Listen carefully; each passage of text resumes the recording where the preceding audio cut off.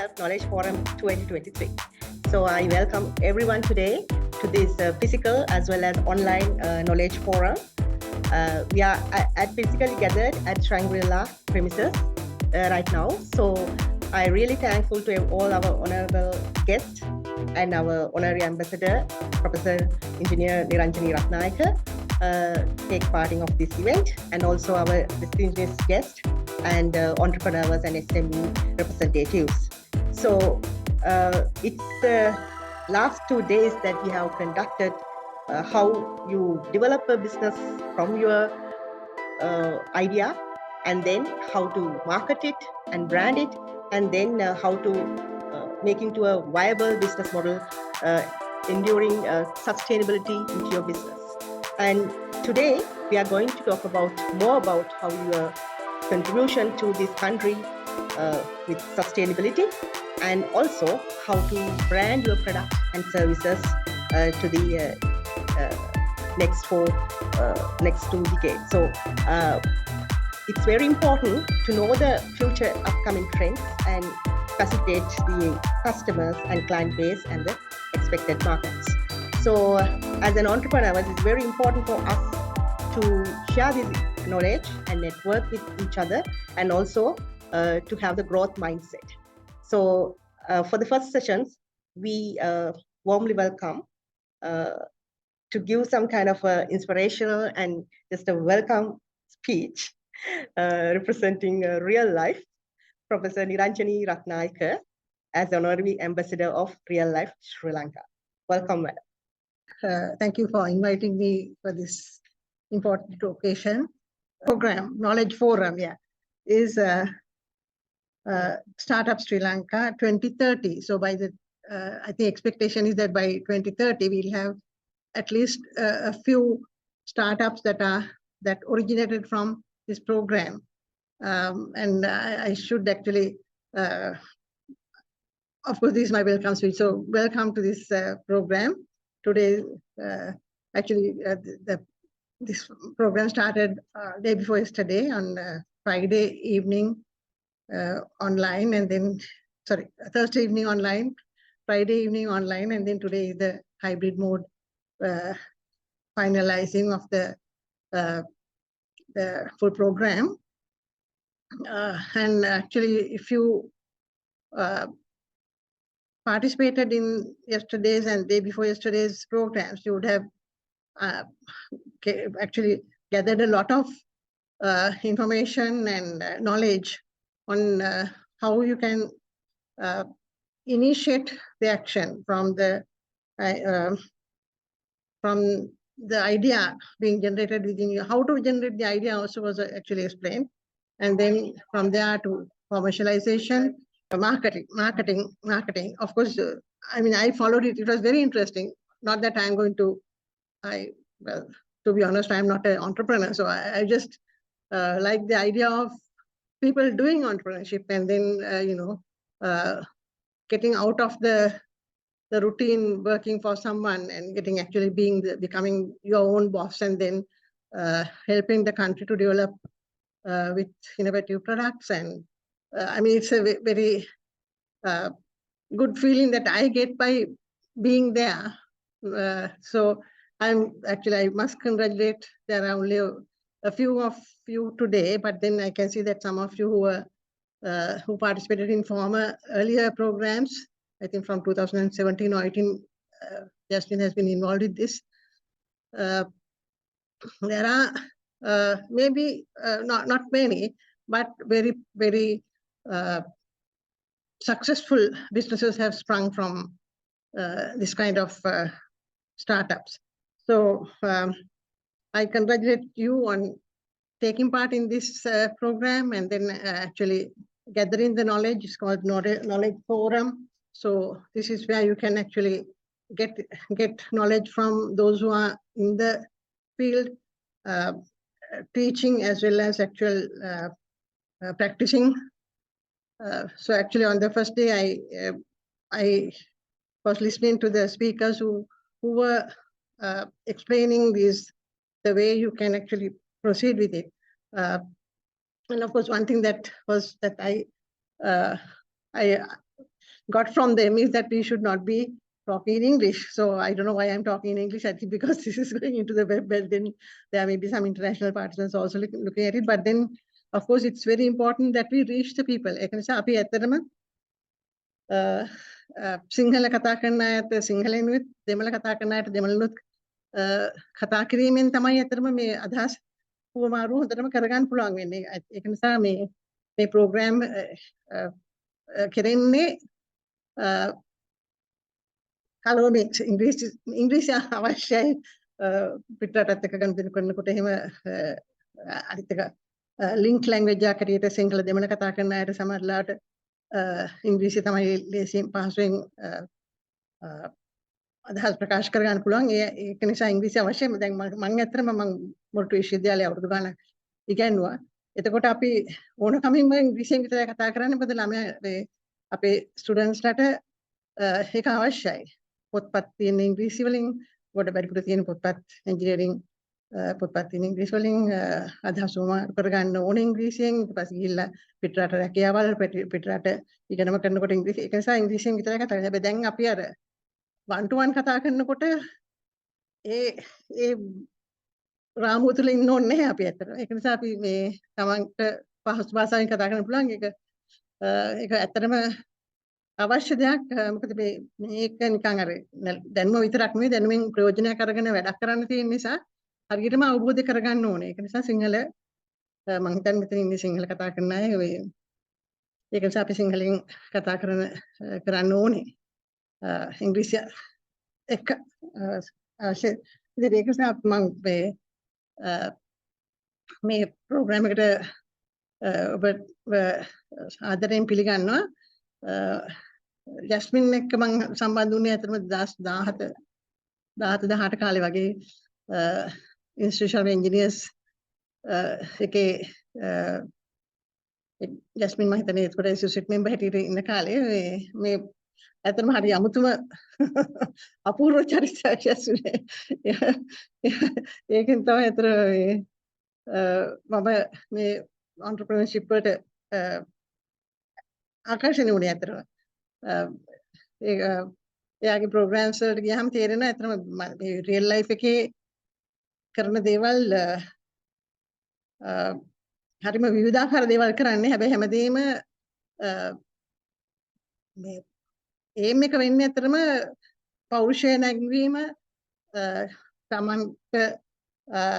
තමන්ගේ ධෛර්යය වැඩි කරලා ඒ මගින් empowerment of the people and ඒ පැත්තට තමයි බලන්නේ. ඇත්තටම ඒ අතරතුරේම හොඳට knowledge base එකත් වැඩි කරලා තමයි කරන්නේ. නිකම්ම මේ innovative කියලා නිකම්ම ගිහිල්ලා මෙහෙම කරන්නේ නැතුව ඒකට අදාළ දැනුමත් ඒ එක්කම දීලා හරියාකාරයෙන් කොහොමද මේ තමන්ගේ ඉනෝවේෂන් එක ප්‍රොඩක්ට් එකක් හැටියට ඩෙවලොප් කරලා ඒකෙන් මාකට් එකට දාලා ඒකෙන් තමන් ව්‍යවසායකයෙක් හැටියට දියුණු වෙන්න පුළුවන් තත්යකට ගොඩනගන්න මහන්සි වෙන කෙනෙක්. ඒ වගේ මේ බැලුවාම මේ හැමදාම මොකක් හරි මේ YouTube පොඩි වීඩියෝ ක්ලිප් එකක් එනවා එක එක දේවල් ඩෙවලොප් කරපු දේවල් එක දවසට එක කාඩ්ස් හදන ඒවායි ඇට වලින් ඇට දාලා පොළ හදන ඒවායි රීසයික්ලින් පේපර්ස් වලින් පටන් ගත්තට පස්සේ දැන් බලනකොට ටික දවසක් යනකොට ඇට පළවෙනි ඇට දාලා පොළ හදලා එතකොට ඒක පාවිච්චි කරලා ඉවරුනහම පැලයකුත් හදාගන්න පුළුවන් විදිහට. ඒ වගේ නොයෙකුත් ඉනෝවේෂන්ස් තියෙනවා මේ ඇතට. ඒක තමයි හරි මේ interesting character and interesting output from her work. I must congratulate Jasmine on that. And I don't want to take too much of time, but I'm sure this is going to be a very useful time spent on this today's program. And I think there is a chance for you to meet with those who are in the field and those who can help you to develop your ideas and come up to the level of becoming a startup, and then from there to actually be a good entrepreneur at the top of your whatever your aspirations are. So this is the time to inspire yourselves, and I will tell you thank you very much. RealLife Sri Lanka, when I was a in my career, I started as an engineer and then a lecturer. And then I thought of moving forward and become an entrepreneur. So there's the entrepreneurship forum at the Institution of Engineers Sri Lanka. So I have created a community for engineering entrepreneurs, and we develop an engineering entrepreneurship bootcamp. Myself, engineer Prasanna Liyanage, and engineer Douglas Niranjan were there in the bootcamp, and 3 of us are now successful, come out as develop our startups into the SME level. So that's kind of inspirations that we have, and that is the experience that we are going to share today. So my real life startup initiated in 2019, and basically it is for life coaching, lifelong learning, and entrepreneurship. So we have 5 major sustainable solutions: sustainable food solution, sustainable health and wellness, and sustainable events, and sustainable education, and sustainable career development and entrepreneurship. Based on these 5 major solutions, we have created some of the programs, some of the projects likewise. So in the beginning of this year, 2023, Nation Trust Bank has given us a very good opportunity to create their complementary grips, and they have called it a life calendar. As Madam explained, it's made of 100% biodegradable and recycled paper material, which you can use after the month end. You can plant the paper. It has seeds embedded. So we have some of the products. You can have a watch with our sample products there. And also the notebook, life notebook also. The book has seed papers where you can use it, and after you can plant it and have it. So likewise, one of our program is Inspire Yourself. It is for enduring our vision, giving a sustainable education, career development, and entrepreneurship. So that's why we themed today for this year, Startup Sri Lanka 2030. So මම දැන් සිංහලෙන් ඇත්තටම කියන්නම්, මොකද අපේ සිංහලෙන් ඉන්න ගොඩක් අයට මම මේක පැහැදිලි කරන්න ඕන. අපේ තිරසාර සංවර්ධන අරමුණුත් එක්ක පදනම් කරගත්ත බොහෝ ව්‍යාපෘතීන් අපේ තියෙනවා. ඉතින් ඒකේ එක ව්‍යාපෘතියක් තමයි ආහාර සුරක්ෂිතතාවය, ඒ sustainable food, ඒ වගේම නිරෝගීකම, ඒ වගේම තමයි අපේ තියෙන පරිසර හිතකාමී නිෂ්පාදන වලින් අපේ එදිනදා ජීවිතය අපිට රිප්ලේස් කරන්න පුළුවන් ප්ලාස්ටික්, පොලිතීන්, ඒ වගේ දේවල් වලින් climate action, ඒ වගේ දේවල් වලට ඇඩ්‍රස් කරන්න පුළුවන් නිෂ්පාදන අපි හදනවා. ඒ වගේම තමයි එඩියුකේෂන් එක මිනිස්සුන්ට ලයිෆ් ලොන්ග් ලර්නින්, ජීවිත පුරාවටම ඉගෙන ගන්න පුළුවන් ඒ හරි ජීවිතේ පුහුණු කිරීම, ලයිෆ් කෝචින් කියන concept එක අපි තුල තියෙනවා. ඒ වගේම තමයි career development එක, ඔයගොල්ලන්ගේ වෘත්තීය හා ඒ වගේම අනාගතය අපි උදව් කරනවා ඉස්සරහට යන ව්‍යවසායකත්වයේ තුලින්. ඉතින් මේවත් එක්ක අපේ ඕගනික් ගාඩනින් ප්‍රොජෙක්ට් එකක් හම්බුණා. අපි කරා ගොඩක්ම ඔය කොවිඩ් කාලේදී මිනිස්සුන්ට ආහාර ප්‍රශ්නයක් තිබුණු නිසා ඕගනික් ගාඩනින් අපේ පයිලට් ප්‍රොජෙක්ට් එක තිබුණා මිලෙන් සිටි පරිශ්‍රයේ ජයල. ඉතින් ඒකෙදී අපි ඇත්තටම ඕගනික් ගාඩනින් ඉගෙන ගත්තා. අපි අනිත් අයට ඉගෙනුවා. අපේ real life TV YouTube හරහා අපි මේ programs තියෙනවා. ඔයගලන්ට බලන්න පුළුවන්. ඉංජිනේර් සුනිල් වැලිවිට තමයි අපේ නර්ඩ් ආයතනයේ සේවය කරන ඌ තමයි volunteer අපේ network එකේ ඉන්නේ. Wanted to invite very quickly for the next session Engineer Prasanna Liyanage. He's an serial entrepreneur, and he has some other startups and established organizations, and he's the CEO of NGS. And I will introduce him to give you some insights and understanding about how when you start up your organization or a startup or a company, you have to provide some sort of services and a product. So from that beginning, when you have pilot projects, market research, and product development, and beta customers, and how you are going to give your first customer base and getting their feedback and improve the next version of your product. So then you think about more about your packaging, more about your product upgrades, and some value addition.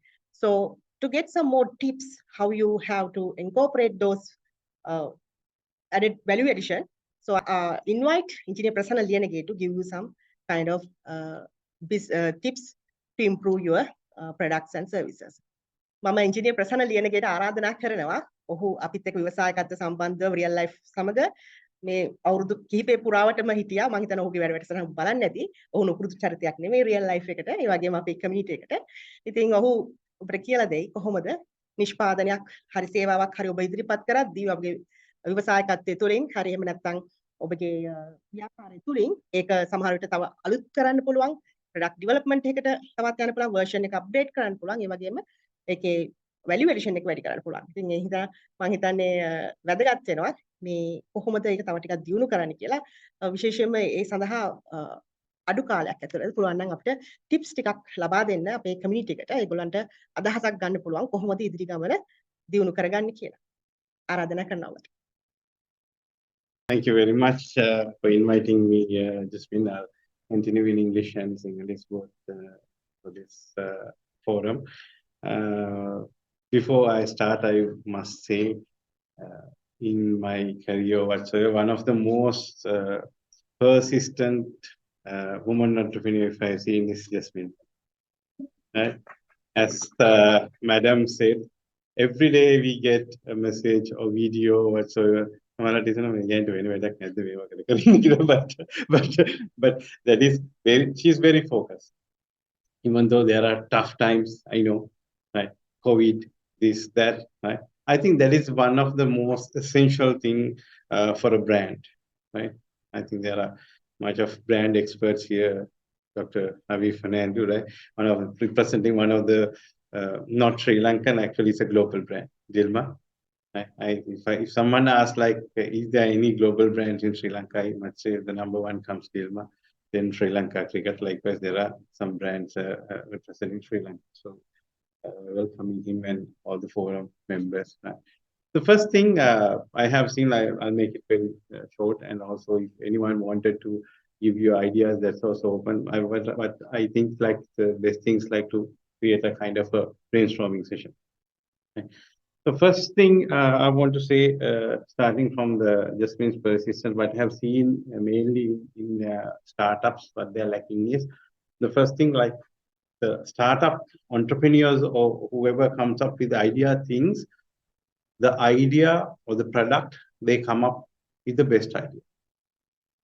Right? They think, okay, this is wow. It must be wow for him or her. Someone take wow එකක් තියෙන පොළ. නමුත් එයාලා miss කරන තැනක් තමයි මේ wow factor එක එළියේ අයට තියෙනවා. අපි මේක ගන්න කෙනාට මේ wow factor එක තියෙනවා. එහෙම නැත්නම් wow factor එක හදන්නේ. සමහරට wow factor එකක් නැති එකනොත් wow factor එකක් හදනවා. මේක requirement එකක් කරනවා. ඒක කරන්නේ කොහොමද කියන එක කැලලක් මේ brand එක. ඒකනේ brand ගැන කට්ටිය කතා කරනවා හැමතිස්සෙම. අපි කියන branding, slim එකේ තියෙන brand excellence, brand awards, all these things are there. What is a brand, right? So we can define brands as in different ways, right? Some says, okay, name is a brand. Some says logo is a brand. Some says like color is a brand, right? But brand is a very wide subject. All these things are brands. For example, if someone is conducting a CSR project, that is also associated with the brand. So all these things comes to brand. But my brand development is a journey. Starting from a small point, right? Product idea product life cycle product idea ඊට පස්සේ ideation එක අපි filter කරනවා. මොකක්ද best product එක හරි service එක මම කරන්න කියලා. ඊට පස්සේ ඒක අපි design එකක් කරලා ඒක develop කරන්න යනවා product එක හරි service එක. ඊට පස්සේ කරලා ඊළඟට තමයි ඔන්න අපි පටන් ගන්නේ මේක market එකට යන්න. එතෙන්දි තමයි මේ brand කියන එක මොකද කරන්නේ. අන්න ඉස්සෙල්ලාම අපිට ඔළුවට එන මොකක් හරි logo එකක් අපි හදාගන්න. ගොඩක් වෙලාවට මම දැකලා තියෙන කාට හරි කියලා design කෙනෙක් යාළුවෙක්ලා මගේ brand එකක් තියෙනවා මේ පොඩි මට logo එකක් හදලා දීපන්. මොකක්ද ඔයාට ඕන? මොකක් හරි හොඳ ලස්සන එකක් හදලා දීපන්. ඒක තමයි අපි කට්ටිය පටන් ගන්න තැන. මට මොකක් හරි ලස්සන එකක් හදලා කෑලි බෑලි ඔක්කොම තියෙන එකක් හදලා පස්සේ කාලයක් ගියාට පස්සේ අපිට තේරෙනවා මේක මගේ product එකට associate වෙනවද මේක මට හරියනවද මේක දැන් change කරන්න ඕන සමහරවිට ගොඩක් කල් ගියාට පස්සේ ඕක change කරනවා කියන එක හරි අමාරුයි මිනිස්සුන්ගේ මොකද brand එක number 1 brand එක කියන්නේ there is a state of the other's mind it can taking a space in others mind. For example, අපි හිතන top of the mind brand කියලා. අපි මම කාගෙන් හරි අහුවොත් මොකද්ද කියන්න මොනවද මොබයිල් ෆෝන් එකක්? Samsung. iPhone, right?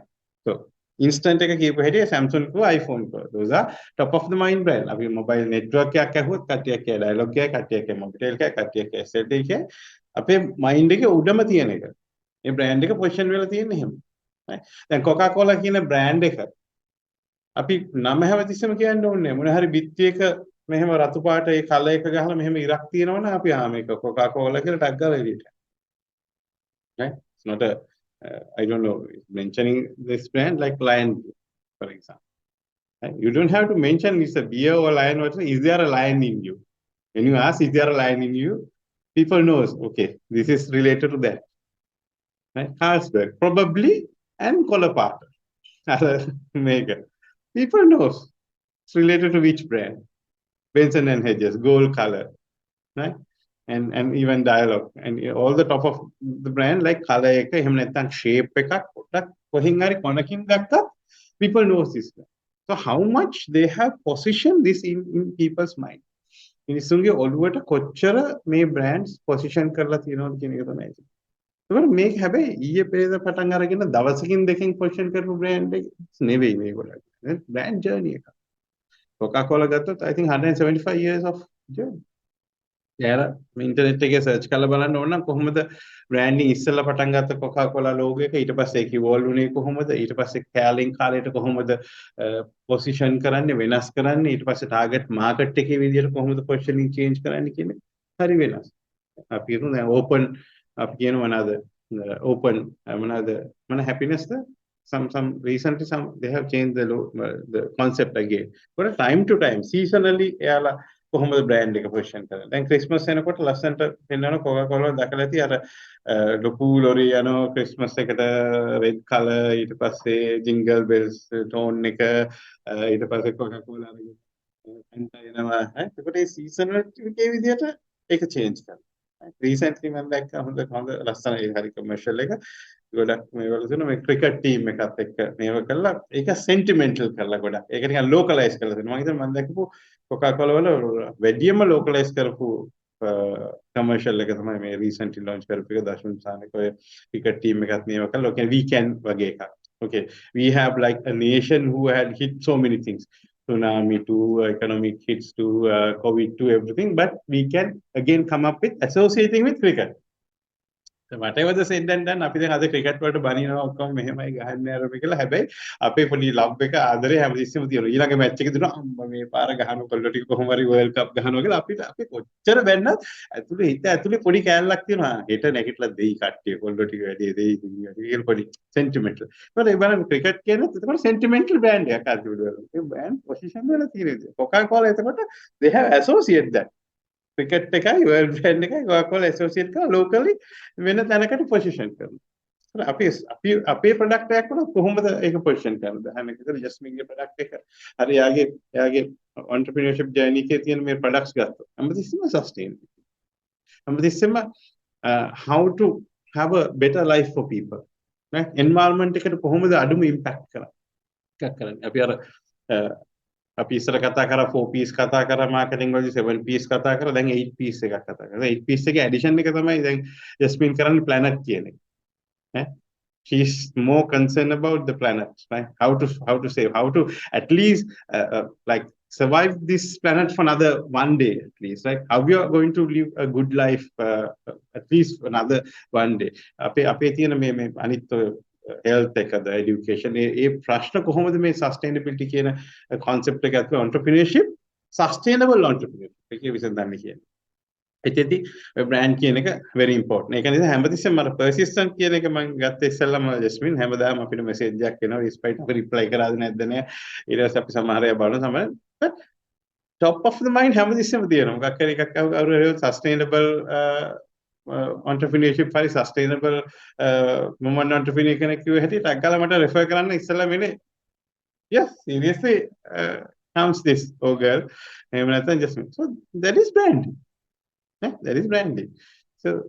So that is one thing I want. Like then පටන් ගත්ත තැනට ආවොත් you are not thinking about most of the startups not thinking about and not going to the shoe of the consumer and look at the product or service. හැමතිස්සෙම මගේ angle එකකින් නැතුව මම ගිහිල්ලා අනිත් society එකට ගිහිල්ලා ඒ society එකේ ඉඳලා බලන්න. සමහරලාට ලොකු කම්පනීස් නම් කරනවා මේ රිසර්ච් කරන්න. You mentioned about research. අපි හිතමු LM හරි මොනවා හරි මොකක් හරි නීල්සන් හරි ලොකු කම්පැනි එකකට දෙනවා රිසර්ච් එකක් කරලා කියන්න මේකේ මාකට් සෙග්මන්ට් එකේ කොච්චර තියෙනවද අපිට ප්ලේ කරන්න පුළුවන්ද මේ මාකට් එකේ වයබිලිටි එකක් තියෙනවද. ස්ටාර්ට්අප් එකකට එහෙම කරන්න අමාරුයි. මොකද එයාලා කියන ගණන් එක්ක සහ එහෙම රිසර්ච් එකකට යන්න පුළුවන්. ඒතකොට හැමතිස්සෙම අපිට ස්ටාර්ට්අප් එකක් කරන කෙනෙක්. මම ස්ටාර්ට්අප් ඇන්ගල් කතා කරන්නේ. මම සහ මගේ වටේ ඉන්න කට්ටියකින් පටන් අරගෙන සොසයිටි එකට ගිහිල්ලා ඒක ඇතුලේ ඉඳගෙන තමයි මේක කරන එක තමයි හොඳම මේක. Listen to the people. ඔය හරි ගියත් මේ වගේ ප්‍රොඩක්ට්ස් තියනවාද? ඒ කියන්නේ මොනවද අනිත් මිනිස්සුන්ට මම ප්‍රොඩක්ට් එකක් කරනවා කියන්න ඕනේ වෙන කෙනෙක්ගෙන් ගිහිල්ලා අහන්න පුළුවන්. මේ වගේ එකක් ප්‍රොඩක්ට් එකක් හැදුවොත් ඔයාලා ගන්නවද මේ ප්‍රොඩක්ට් එක? ඒ ප්‍රොඩක්ට් එක ඔයාලට වැඩක් තියෙනවා. ඔය වගේ you can get lot of real insights. Right? මේකට කියනවා ටෙක්නිකල් ටර්ම් එකක් තියෙනවා gumshoe research කියලා. ඒ කියන්නේ it's kind of a detective. Right? Detective role you are playing. You go into the market. Maybe you are going to supermarket. ඉහලා aisle එකේ බඩු තෝරගෙන කතා කරගෙන තව කෙනෙක් වෙනවා මේක නම් හොඳයි වගේනේ. Maybe your product. Save your product you get. And මේක පාවිච්චි කරලා මේක හොඳයි. අපෝ මම ගෙනිච්ච ඔක ගෙදර ඔක ගන්න දෙයක් නෑ. ඔක මම එකපාරයි ගෙනිච්ච ඊට පස්සේ මට හිතෙන්නේ මේක නිකන් කලයක දාපු හැටි මේක වෙනස් වෙනවා. Would have given a good insight. So that is the real insight. Rather than you are giving money to a research company and paying millions and getting, sometimes you get the real insight from the consumer or from your audience. So that because of that, you get that insight from your audience, right? And එහෙම නැත්නම් ඊළඟට product එකකට යන වෙලාවක් වුණාට පස්සේ product එක අපි තුන් මාකට් එකේ නෑ. අපි ඩෙවලොප් කරන්නේ. ඉස්සෙල්ලාම අපි මේ මාකට් ඔය ගොඩක් අය හරියට කරන්නේ නැති එක තමයි STP. එහෙම නැත්නම් ඔය segmenting, targeting and positioning අපේ මාකට් segment එකේ size එක දන්නේ. දන්නේ නැතුව තමයි සමහරට මාකට් එක කරලා මාකට් එකට දැම්මට පස්සේ මේ ප්‍රොඩක්ට් එක ෆේල් වෙනවා. ප්‍රොඩක්ට් එක ෆේල් වෙලා ඊට පස්සේ කියනවා මම දැම්මා ඒ වුණාට මේ කවුරුත් ගන්නෑ. අර මං කිව්වාගේ අපි හැමතිස්සෙම අපි මොන හරි අයිඩියා එකකින් ඉන්ස්පයර් වෙනවා. වෙලා මේකට වාව් වෙලා මේකට sentimentally අපි attach වෙනවා. attach වෙලා මේක අනිත් කට්ටිය ගන්න ඕන කියලා හිතනවා. නෑ එහෙම එකක් නෙවෙයි. මේ ප්‍රොඩක්ට් එක කොච්චර මට වාව් වුණත් මම sentimentally මේ ප්‍රොඩක්ට් එකට attach වුණා මේ මාකට් එකේ ඉන්න කෙනෙක් ඒක ගන්නවා කියන එකට ගැරන්ටි එකක් නෑ. ඒක නිසා හැමතිස්සෙම මාකට් එකට අප්‍රෝච් කරන්න ඕන. අපි ඉස්සෙල්ලා බලන්න ඕන. උදාහරණයක් විදිහට අපි STP එකේ ගත්තොත් very briefly කියන්නේ තව මාකටිං ලෙක්චර් එකක් කරනවා ගත්තොත් ඒ කියන්නේ සෙග්මන්ට් කරන්න ඕන ඉස්සෙල්ලා මාකට් එක. ඊට පස්සේ අපේ ටාගට් කරන සෙග්මන්ට්ස් ටික සිලෙක්ට් කරගෙන ඊළඟට තමයි පොසිෂනින්. අන්න ඉතින් තමයි පොසිෂනින් එකේ තමයි බ්‍රෑන්ඩින් කියලා. අපි හිතුව ලංකාව ගත්තොත් 20 උදාහරණයක් විදිහට 20 මිලියන් කියන්නේ එක්සැම්පල් එක. අපි හිතුව මම ක්ලෝතින් බ්‍රෑන්ඩ් එකක් පොසිෂන් එක. එතකොට මම හිතනවා කාටද ක්ලෝතින් බ්‍රෑන්ඩ් එක. ඉස්සෙල්ලාම මම පටන් ගන්න මේ බිස්නස් එක කොළඹ කියලා හිතන්නකෝ. ජියෝග්‍රැෆිකලි පොසිෂන් එකක් තියෙනවා කොළඹ. මගේ ෂෝරූම් එකේ ඉඳන් කිලෝමීටර් අපි හිතමු 40ක් වටරක්. එතන කොච්චර පොපියුලේෂන් එකක් තියෙනවද? ඊට පස්සේ මේ පොපියුලේෂන් එක අහිතමු ඉන්නේ මිලියන 4. ඒතර මේ මිලියන 4න් මම හදන ප්‍රොඩක්ට්ස් එක ඇවිල්ලා women ඒ කියන්නේ women's clothing කියන segment. ඒතර මිලියන 4න් කෙලින්ම 2 මිලියන් අයින් වෙනවා. roughly අපි ගත්තොත් 50% තමයි අපේ male female කිව්වොත්. ඊට පස්සේ ඒ කැටගරි ඇක්චුअली කොච්චර බෙදෙනවද? ඒජ් එකේ විදියට. right? infant ඊළඟට babiesලා ඊළඟට toddlersලා ඊළඟට teenagersලා ඊළඟට working women ඊළඟට එතන ගියාම වයසක කට්ටිය. ඒකේ කොතෙන්ද මම පොසිෂන් වෙන්නේ? ඊට පස්සේ ඒකේ income level එක ඊළඟට. අපේ social pyramid එක ගත්තොත් උඩම ගත්තොත් top layer එක ඉන්නවා high spenders ඊළඟට medium level එක අපි තුමු middle class එකේ ඊළඟට lower layer. එහෙනම් මේකේ කොතෙන්ද මම පොසිෂන්? ප්‍රධාන clothing brands දැන් තියෙන brands ගත්තොත් අපි ගත්තොත් no limit fashion bag ඒ වගේ department stores වගේ ගත්තොත් you know where they are positioning. ඒක more generic medium and low level layer එක තමයි. අපි ODL ගත්තොත් ටිකක් උඩට යනවා. right? එතකොට top layer එකට යනවා. ඒ කියන්නේ spending high තියෙන කට්ටියට යනවා. ඊටත් වැඩිය brands ගත්තොත් Nike whatsoever සමහර specific brand තවත් උඩ niche එකට play කරනවා. There are some specific brands may not be available in Sri Lanka. හරි ඒ කියන්නේ top of the brand අපි තුමු watch එකක් ගත්තොත් brands like Pathé Pelli right? watch එකක් පටන් ගන්නෙම කෙලින්ම ඩොලර් ලක්ෂ 2යි ලක්ෂ 2යි watch එකේ ගාන right? Some people wouldn't even think of that. But there is a clientele for that. So then you have to think, where am I going to how am I going to select my target market according to your product? කොතනද මම ඉන්නේ? මම corporate segment එකේ ඉන්නේ. ඊළඟට psychologically හරි psychometrics එක. එතකොට sports savvy කෙනෙක් අඳින්නේ කොහොමද? right? ගොඩක් අර ඒ වගේ. ඊට පස්සේ ඒ අතරේ තව ඔය ඔක්කොම කරාට පස්සේ සමහර අතහැරිච්ච කෑලි. උදාහරණයක් මම ගත්තා.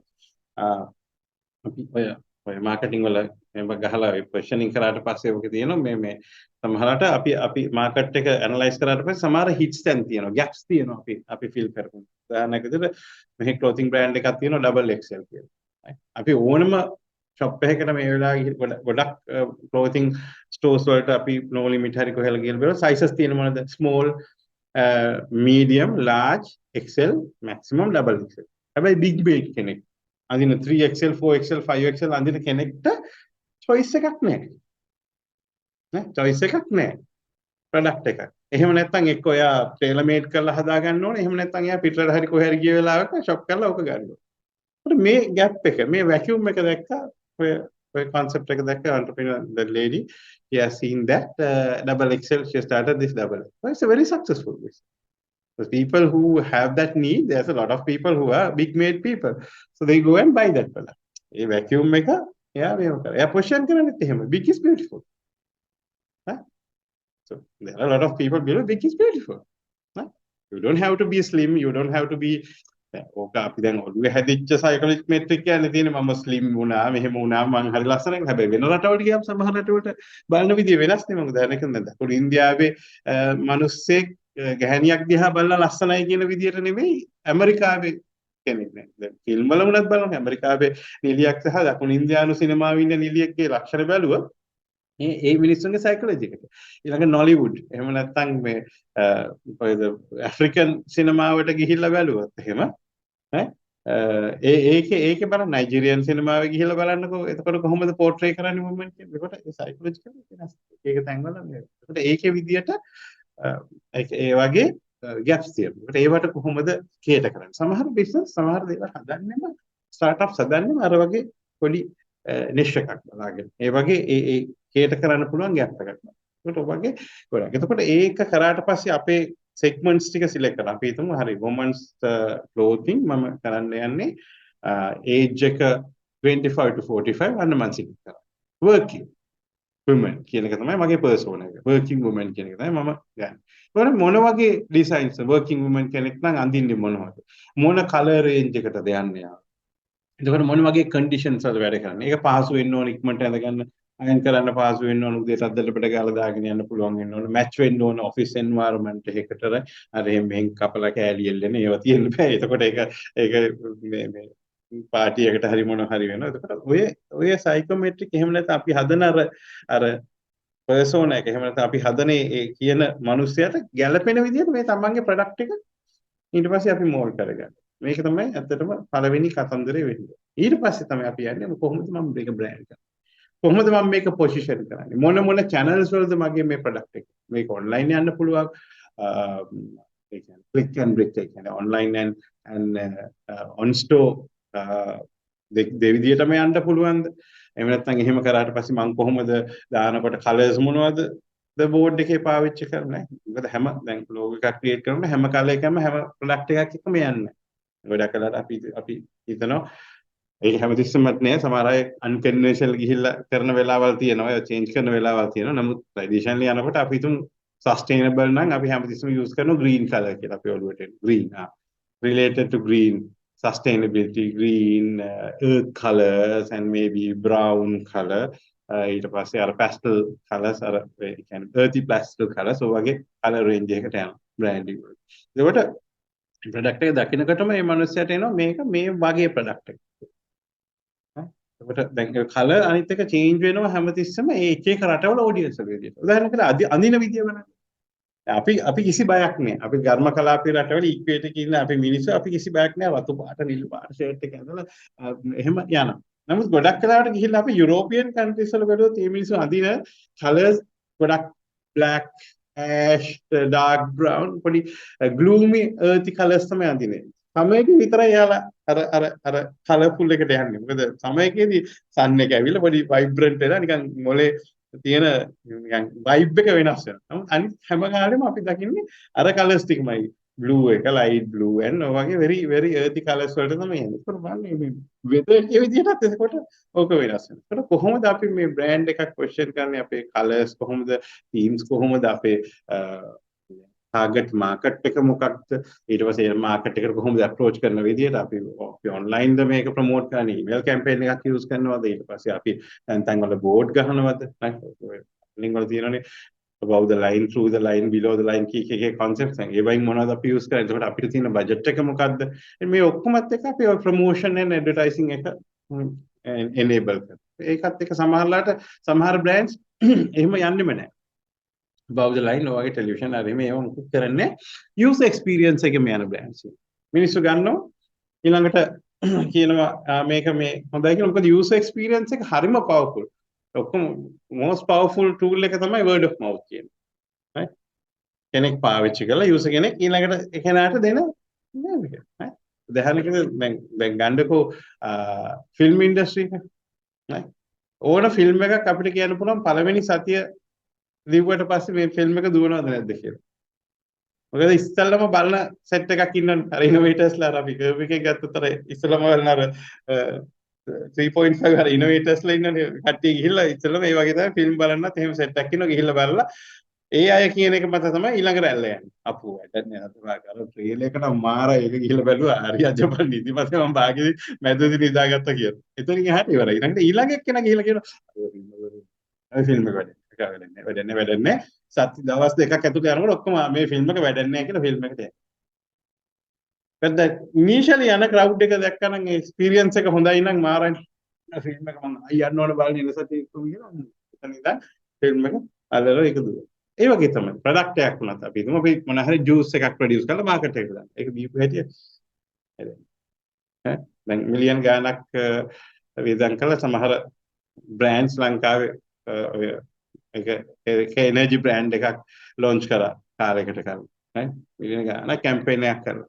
නමුත් ඒක මාකට් ලීඩර් හිටිය ෆොරින් බ්‍රෑන්ඩ් එකක් ඒකත් එක්ක කම්පීට් කරන්න බැරි වුණා. ඇයි බැරි වුණේ? හේතුව යූසර් එක්ස්පීරියන්ස් එක. අර කිව්වම මට එක්කෙනෙක් කිව්වා අයි මම ඒක හොඳ නැද්ද කියලා අහුවම ඒක නිකන් ස්පිරිතාල රසයි කිව්වා. මොකක්ද ස්පිරිතාල? අර ස්පිරිතාල කියන්නේ සෝදාත් එක්ක එන රස වගේ. ඒක යූසර් එක්ස්පීරියන්ස් අනිත් එක ස්පිරිතාල රසයි කොහොමද මට හිතුවා අපෝ ඕක නම් බොන්නේ බෑ. ඒක කිමිකල්ද දන්නේ නැහැ නිකන් කිමිකල් එකක්ද බොන්නේ නිකන් අරකට කිමිකල් තමයි බොන්නේ. හැබැයි අර ස්පිරිතාල රසයි කොහොමද මට හිතුණා ඒක නම් කියලා. මට ගන්න ආයි බය හිතුණා. ඒකට එතනින් පස්සේ මම ගන්න. ඒක මමත් ආයි ගිහලා පරණ මගේ ප්‍රොඩක්ට් එක ගත්තා. ඒ නිසා user experience word of mouth කියන එක is very important. සමහර word of mouth automatically නෑ සමහර word of mouth create කරන වෙලාවලුත් තියෙනවා. අපි ගත්ත සමහර ඒක දෙක propagate වෙන speed එක වැඩි. election campaigns otherwise මේ වැඩි. මට අපි කවුරු හරි කතාවක් හැදුවොත් 10 15 දෙනෙක් එකතු වෙලා අරු මාර හොරේ අරු මෙන්න මෙහෙම එකක් කරා කියලා කතාව plan කරනවා. ඕක යන්න මෙහෙමයි. පැයයි දෙකයි යන්නේ දෙටක් ගල් මාරයි. අර කියලා ඇත්තද නැද්ද කියලා කියනවා. ඒ වගේ තමයි සමහර බ්‍රෑන්ඩ්ස් වලට. සමහර බ්‍රෑන්ඩ්ස් නැති කරන්න ඕන වුණාම කම්පිටිෂන් එක ඒ වගේ එකක්. ළඟදී එක උදාහරණයක් චොක්ලට් බ්‍රෑන්ඩ් එකක. මම හිතන්නේ එයාලා නම කියන චොක්ලට් බ්‍රෑන්ඩ් එකකට ඔය කතන්දරේ සිද්ධ වුණා. right? ඇඟිල්ලක් තිබුණා. හැබැයි අන්තිමට හොයාගෙන චොක්ලට් එක කඩනකොට tell the name Candos is local brand. Right? They found මේ ඇඟිල්ලක් තියුණා කියලා මේ නියපොත්තකුත් එක්ක ඇඟිල්ලක් ඒක සෝෂල් මීඩියා දාලා ඔක හැමතැනම ප්‍රොපගේට් වුණා. අන්තිමට හොයාගෙන ගියාට පස්සේ ඇඟිල්ල කැපිච්ච කෙනක් නෑ. දැන් ඇඟිල්ලක් තිබුණා නම් ෆැක්ටරි එකේ කාට හරි ඇඟිල්ල කැපෙන්න ඕනේ. හැබැයි බ්‍රෑන්ඩ් එක හරියම ඒක රියැක්ට් කරපු විදිහ හරි ෂෝක්. right before conclude කිසිම සද්දයක් නෑ. කිසිම කතන්දරයක් නැතුව ඔය හිටියව කොහොම ගිහලා ඊට පස්සේ සෝෂල් මීඩියා වල මිනිස්සු ගහගත්තා. සමහර කට්ටිය කියන ගත්තා මෙයා වෙන අලුත් චොක්ලට් බ්‍රෑන්ඩ් එකක් නිසා මේ ලෝකල් බ්‍රෑන්ඩ් එක විනාශ කරන්න තමයි කියලා එක කට්ටියක් ගහනවා. ඊට පස්සේ තව කට්ටියක් මම ලස්සන ඇනලිසිස් දැකලා තියෙන ගොඩක් අය කරලා තියෙනවා ඔය මේ ඉන්ෆ්ලුවෙන්සර්ස්ලා කරලා තියෙන ලස්සන ඇනලිසිස් ඔකට මේ හරි එහෙම වුණා නම් ඇයි කම්ප්ලේන් එකක් කියන්නේ. ඊතනින් එහාට පස්සේ ඇයි පොලිසියෙන් මේක. එහෙනම් කොහෙද ගිහිල්ලා ෆැක්ටරි එකේ තියනවද? එවිඩන්ස් තියනවා. මේව කරන්නේ. ඊපස්සේ ඔක්කොම යෝනාට පස්සේ ආව කම්පැනි එකෙන් දැම්මා. thank you very much keeping the trust with us. අපි එක්ක විශ්වාස කරන මේ ලෝකල් බ්‍රෑන්ඩ් එකත් එක්ක හිටපු මේ කියලා වෙලා ලස්සන sentimental advertisement එකක් දාලා they continue selling. So that is how they have like rather than panicking ගහලා ready right ළඟදී තව එකක් තව උදාහරණයක් එකම උදාහරණයක් විතර ඉවර කරන්න මගේ ලාස්ට් උදාහරණය මේ අර ගෙදර යන ගමන් ගුටි කන්න ඕන නෑ කියලා. ඒත් රියැක්ට් කරපු විදිහ කම්පැනි එක රියැක්ට් කරපු විදිහ හරි ප්‍රොෆෙෂනල්.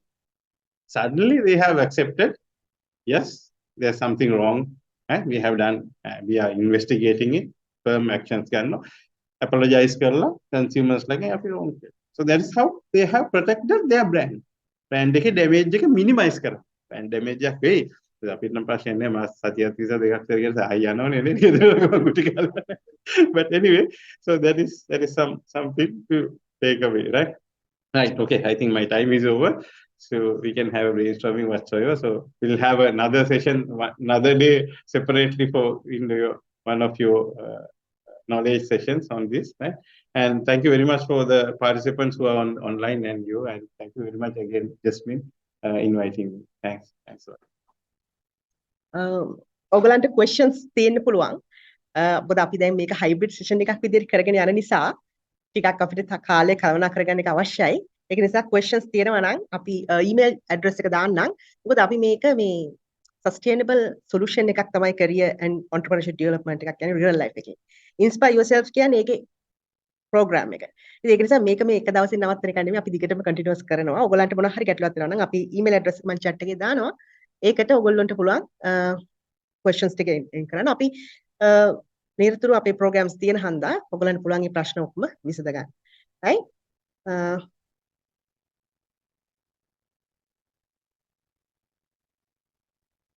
මම හිතන්නේ හරිම ඉන්ටරෙස්ටිං විදියට කරා. මොකද මමයි ඔය සෙෂන් එක කරන් හිටියේ. නමුත් අපි networking power එක කියලා කියන්නේ අපි ඔක්කොම කට්ටිය මම ඔහුට ලෑස්ති වෙන්නවත් වෙලාවක් තිබුණේ නැහැ. නමුත් ඔහු accept කරා challenge එක. ඒක තමයි අපි entrepreneurial mindset එක වෙන්න ඕනේ. අපි ඕනම challenge එකක්, ඕනම opportunity එකක් positive විදියට accept කරන්න ඕනේ. ඒකට අපි පුළුවන් විදියට අපි contribute කරනවා. අනිත් එක engineer ප්‍රසන්න ලියනගේට හොඳ experience දෙනවා. ඔහුගේ PhD එක පවා entrepreneurship ඉතින් මම හිතන්නේ ඉතින් ඔහුට ඒ සම්බන්ධව හොඳ දැනුමක් තියෙනවා. ඒත් එක්ක මම තව ස්තුති කරනවා තිලාන් වීරසූරිය අපිට එක්ක සම්බන්ධ වෙලා තියෙනවා. startup boot camps කරනවා හැම අවුරුද්දෙම SAC Chamber of Industry Commerce එක්ක සම්බන්ධ වෙලා. ඉතින් මම හිතන්නේ අපිත් එක්ක සම්බන්ධ වෙලා ඇති මේ real life TV හරහා ගොඩක් අය මේ boot camps හරහා අපි ගොඩක් young entrepreneurs ලව දිරිමත් කරා. උන්ට හොඳ training programs ලබා දුන්නා. ඉතින් growth mindset එකක් ඇති කරගන්න දවසින් දවස දියුණු කරගන්න ඔබට අවශ්‍ය කරන ඒ දේවල්. ඉතින් ඊළඟට අපි තව guest speech එකක් තියෙනවා. මම කැමති ඊට කලින් ටී බ්‍රේක් එකක් වගේ ලබා ගන්නවා නම් ඉතින් ඒ ටී බ්‍රේක් එක අපි ලබාගෙන එන්නම්. හැබැයි ඔන්ලයින් ඉන්න අයටත් පුළුවන් ගෙදරට ගිහිල්ලා ඕනනම් තේ එකක් පීලා. එහෙම නැත්නම් ඔෆිස් එකේ ඉන්නවා නම් මොනවා හරි බ්‍රේක් එකක් කරන් මොනවා හරි ස්නැක් එකක් කරන් එන්න. අපි විනාඩි 10ක් වගේ ඇතුළත නැවත ඔන්ලයින් සම්බන්ධ වෙනවා. ස්තුතියි. ඊළඟ අපේ ප්‍රෝග්‍රෑම් එකේ වැදගත්ම අංගයක් තියෙනවා. ඒ තමයි අපේ චීෆ් ගෙස්ට් ඩොක්ටර් රවි ෆර්නැන්ඩෝ. ඔහුගේ ඒ කතාබහ ඉතින් මම ඔහුව මුලින් හඳුන්වලා දෙන්නම්. Let me give the profile of our guest speaker today. Dr. Ravi Fernando is an alumni of University of Cambridge, having completed both a postgraduate certificate in sustainable business in 2018 and Master of Studies in Sustainability Leadership in 2014. He has an MBA from University of Colombo. He holds a Doctor of Business Administration degree from European Business School in 2016. He completed management program in SET Business School, France, and is an executive in residence since 2010.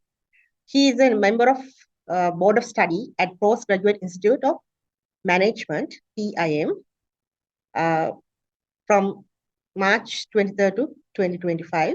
In April 2020, he created the 21st Century Board Leadership Model Masterclass for Institute of Doctors of Luxembourg, which is run in the Luxembourg in Sri Lanka. He published Strategic Corporate Sustainability 7 Imperatives for Sustainable Business in 2015 and 21st Century Leadership for the Fight for the Code Red for Business in 2023. He's the chairman, CEO of Global Strategic Corporate Sustainability Private Limited, which operates in Luxembourg and Sri Lanka. His career with the multinationals spanned 1981 to 2007, 1991 when I born. So I think a long career, right? And a lot of experience in various uh, uh, disciplines specializing sustainability. In 2007, Global Strategy Leadership Award was presented to him by Professor Rani Mebon of INSET at the World Strategy Summit. I saw this in the LinkedIn, I think, presently, right? So it was there, right? I think there's a lot of milestones, achievements, commitment to the country and the world with his capacity in sustainability and corporate sustainability. So I will welcome Dr. Ravi Fernando to take this part and deliver your speech, your role for building sustainable Sri Lanka, sustainable country. Okay, so very good afternoon, or not afternoon yet, it's morning, ladies and gentlemen. It was really nice to listen to both Professor and the engineer, Prasanna, because I've been also working very closely with the Katubeddi University during the time I was setting up Slintech. And nanotechnology, I think, is an opportunity to make Sri Lanka a sustainable nation quite easily, because we are blessed with some of the best mineral resources on the planet. The purest graphite, the purest ilmenite, which turns into titanium, and phosphates. But today my subject is your role in building a sustainable Sri Lanka. What are the challenges and what are the opportunities? Sustainability is now being talked about by everyone. Suddenly it has become a cliche subject. But I wonder how many people really understand what sustainability is and what it means to be a sustainable nation. So in terms of challenges, I thought I'll just speak a little about if Sri Lanka is committed to sustainability, then what should be its policies, what should be its strategies. And then I want to go into a section on opportunities, where I want to share with you an opportunity which I think is staring at us in terms of sustainable tourism. Something that we can all be involved in, even in our own homes with our Airbnb places. But how do we position ourselves in the sustainability realm? That's what I want to talk about. So your role in building a sustainable Sri Lanka. I think before we build a sustainable Sri Lanka, if we need to have people who understand sustainability and first become sustainable themselves, right? තිරසාර සංවර්ධනය කරා යන්නේ රට ගෙනියන්න ඉස්සෙල්ලා අපි හැමදෙනාම තිරසාර සංවර්ධනය අනු කුමක්ද අපේ ජීවිතේ කොහොමද මේ තිරසාර විදියට සංසන්දනය කරන්නේ මේ ඒ ගමන කොහොමද අපි පටන් ගන්නෙ මම හිතන්නේ ඒක ඉතාමත්ම වැදගත්. So I want to spend a little time on helping every one of us understand the term sustainability. And also one of the words I've written there is be science-led. And I'll tell you why I have written the word be science-led. The COVID-19, when it happened all over the world, some countries handle COVID-19 very professionally and very well. Some countries fail.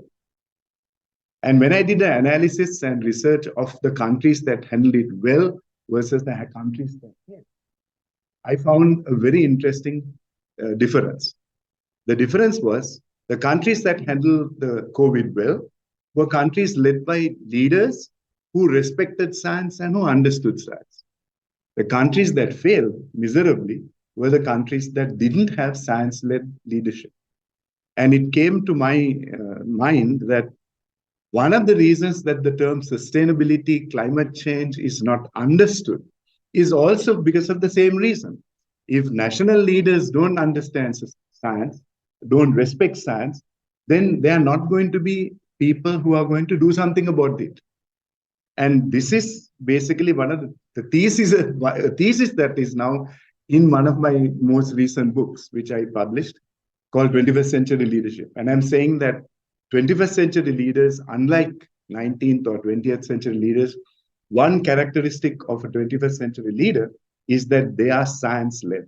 I'm not saying that all leaders in business and nations have to be scientists, but they need to be at least respecting science. And the failure of the world is that we don't have too many leaders who respect science. And that we saw during COVID. In fact, I know how many of you know which are the two countries with the most number of COVID deaths. Do you know which countries were the number one and number two countries for COVID deaths? USA was number one. Brazil was number two. USA and Brazil. And what is common about both USA and Brazil is that they both had leaders who ignored science. And you must have read that the Brazilian president has now been banned from politics for the next 10 years through a government because they saw 1 million people die in Brazil. And America also had about 1 million people dying because of the lack of science led. So if we are interested in being sustainable, I think first thing is we must respect the science. Because if we ignore the science, then sustainability is not an essential matter. So one of the things that I want to talk about is if we want to become sustainability champions, we must first become sustainable ourselves. And we must understand what is our personal carbon footprint. Because if we don't worry about our carbon footprints, if we are happy to live unsustainably, then we can't start changing the whole world and our country to be sustainable. So the carbon footprint is, we need to reduce the carbon footprint, which is the sum of all emissions in terms of greenhouse gases, which are induced by your personal activities in a given time frame. So let's take a few examples. All of us have an electricity bill. And that electricity bill, 70% of the electricity that we are supplied comes from fossil fuels. Only 30% comes from renewable sources. So that means every time we put a switch on, every time we put a air conditioner on, every time we use electricity, we are really fostering more fossil fuel use in the country. So unless the country changes and starts supplying all our electricity from renewable sources, පුනර්ජනනීය විදුලි බලයෙන් අපිට සැපිය නැත්තම් අපි එහෙනම් රටක් හැටියට මේ ස්ථිරසාර සංවර්ධනය කරා යන්නට අමාරුයි. So one of the things that I strongly advocate for anyone interested in sustainability is do what you can in terms of your electricity source. Because now there are renewable, very cheap renewable solutions available in Sri Lanka. In 2016, I installed, I think, 13 solar PV voltaics. To this day, I can tell you my electricity bill is now 30 rupees and 40 rupees.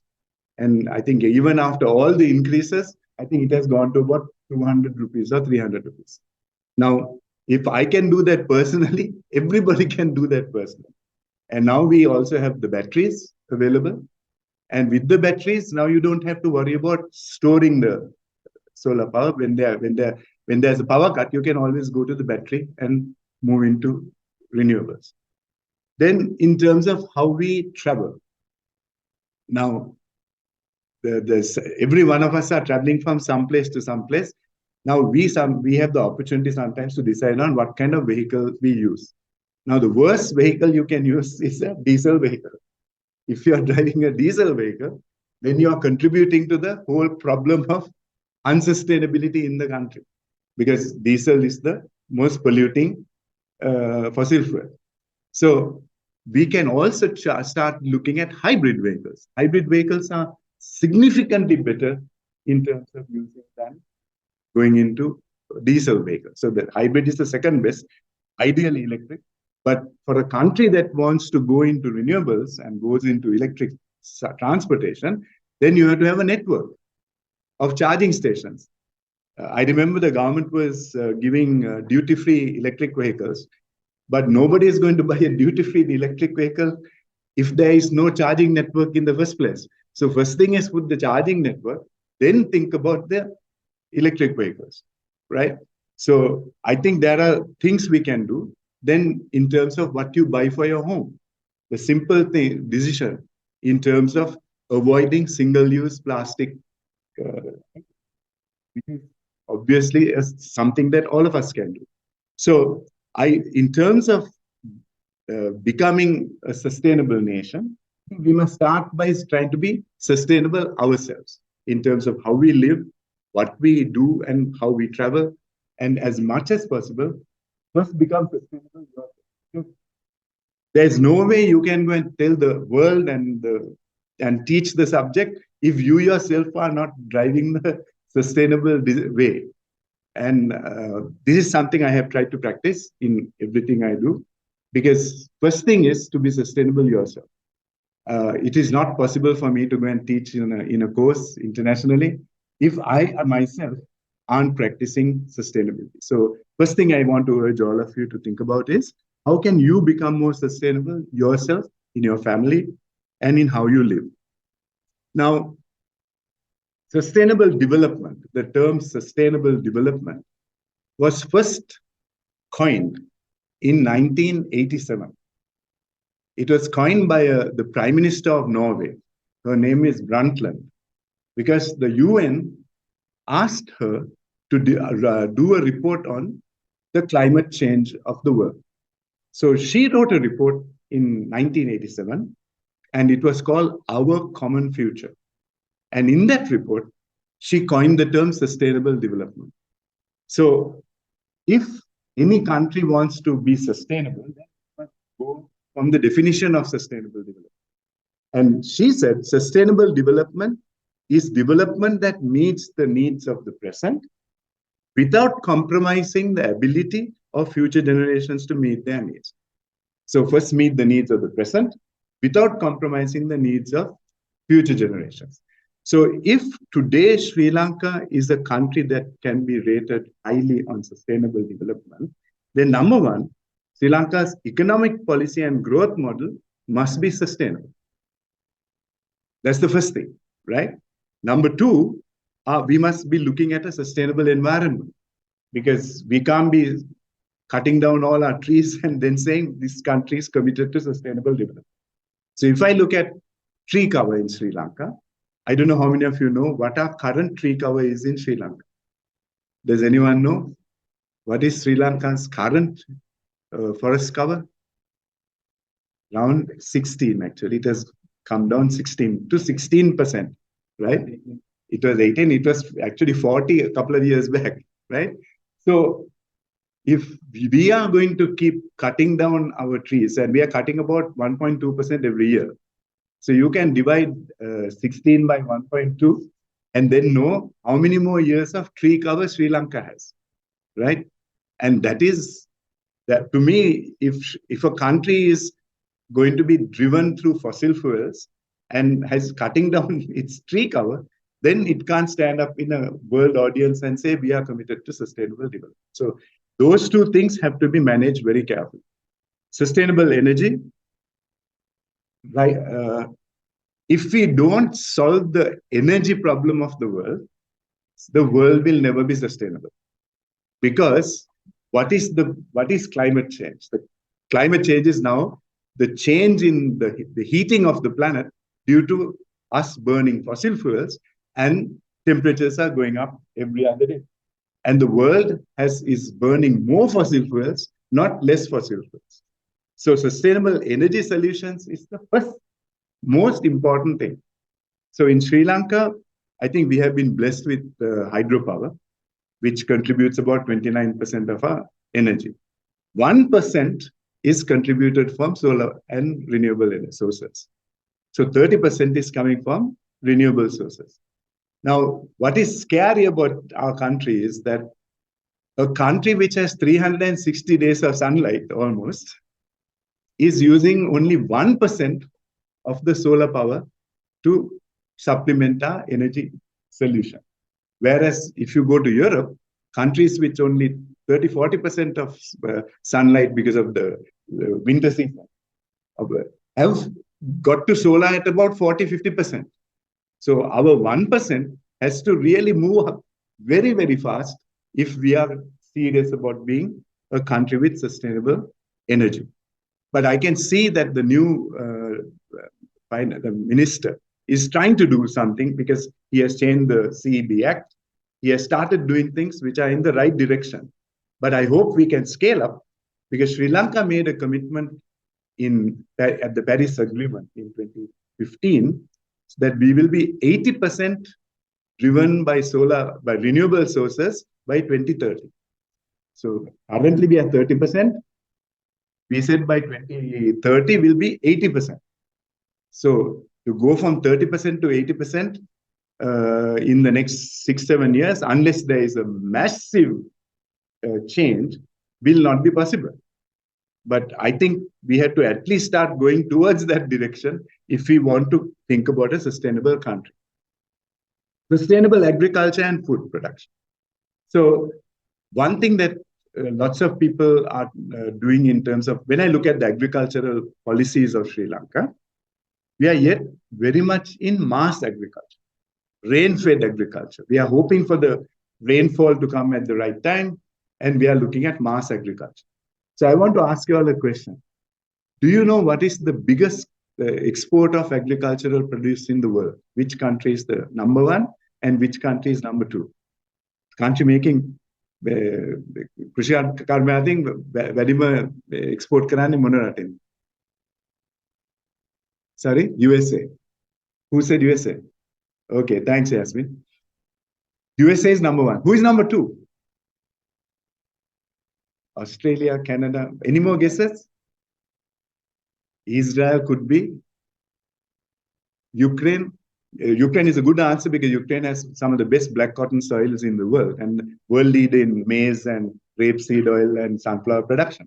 But the number one, second country in the world is Holland. So why am I talking about Holland? Because Holland has a very small population. It's a flat land. How did Holland become the world's second largest exporter of agricultural products? And I feel that that is the answer to Sri Lanka's future agricultural problems. How Holland did this was 25 years back. They set up a research institute in Holland in a city called Wageningen. Wageningen Research University with 13 campuses around it, totally focused on how to become the world leader in sustainable agriculture. So what is sustainable agriculture is greenhouse agriculture, where they control the climate, control the water and all the inputs. And today, Holland has created such a mass of greenhouses that they are going vertically. They don't have the land to go any other way. Today, with vertical agricultural production, they have become the world leader. It's world's number 2 agricultural producer. And that is something that I think Sri Lanka should be seriously thinking about if we want to manage the future. Because we also don't have that much land, arable land. I think there is an opportunity in precision agriculture for the future. Sustainable tourism is another thing that the country should be looking at. And I'm going to spend some time talking about that because I think there's an opportunity for all of us to be involved in sustainable tourism. Because our homes can become, if we have one room extra, that can become a place where we can start promoting sustainable tourism. So the first thing I wanted to talk about is if the challenges are, if the country is serious about sustainability, these are what I would expect the country to be pursuing.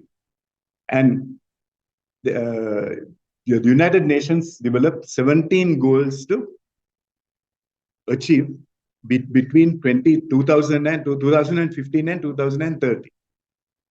So 2 weeks back, I was making a presentation in New York on accelerating the transition to renewable energy sources. And one of the things that I had to present to the audience was that out of the 17 goals, 85% of the goals are off track to achieve their goals in 2030. 85%. So which once again tells me the leaders of the countries who committed to these goals probably didn't understand the science behind it when they just went and said, we'll achieve these goals. So there is a massive problem with the goal achievement. So that just shows once again that the world needs leaders who understand sustainability from a science point of view if we want the world to survive. And I don't know if you must have read that Sri Lanka is listed as one of the 20 countries which will be most affected when we have climate change. And what is climate change? The heating of the planet. And the planet is heating beyond the point that it can survive. And when the planet keeps heating, two things happen. We have the North Pole and we have the South Pole, the Arctic and the Antarctic, and we have the Mid Pole, which is the Himalayas. So when the freshwater resources of the world's freshwater resources are about 3%. When that water starts melting and goes into the oceans, there will be sea level rise. And according to the IPCC report, the International Panel for Climate Change, they presented it at the UN General Assembly last month, 2 weeks ago. What they are saying is they are looking at about a 20-foot sea level rise. So a 20-foot sea level rise, Sri Lanka has experienced once during the tsunami. Now, what's the difference? The difference is during the tsunami came up and within 2-3 minutes, the water. Now think of it will remain there. That's the difference. That's a big difference, right? So interestingly, the government has a website called Blue Green Era. So when you all have time, please check it out. In the government website, there is a section called Sea Level Rise. And when you click on sea level rise, you will see what parts of Sri Lanka will be underwater when temperatures cross 1.5 degrees centigrade, 2 degrees centigrade, and 4 degrees centigrade. It's all mapped out because the World Resource Institute and NASA, the American organization that handles space administration, have worked and developed these maps for every country in the world. Now, if our leaders are looking at those maps, then some of the development projects we are doing will not be done in the places we are developing. Because the maps are very clear. Maps are very clear, right? And just to give you one example, I was looking at the map for Colombo and Katunai at 1.5 degrees centigrade when the world crosses 1.5. So the world is now at 1.2 degrees centigrade. So another 0.3 to go forward. And now the recent reports that was presented at the UN General Assembly says that we will cross 1.5 in the next 3 to 5 years. So by 2027, we are going to be crossing 1.5.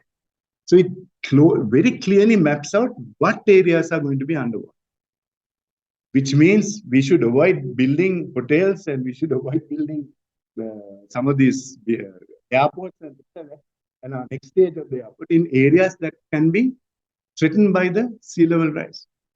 So to me, the understanding of this sustainability is a big gap because these are not maps done by some private organization.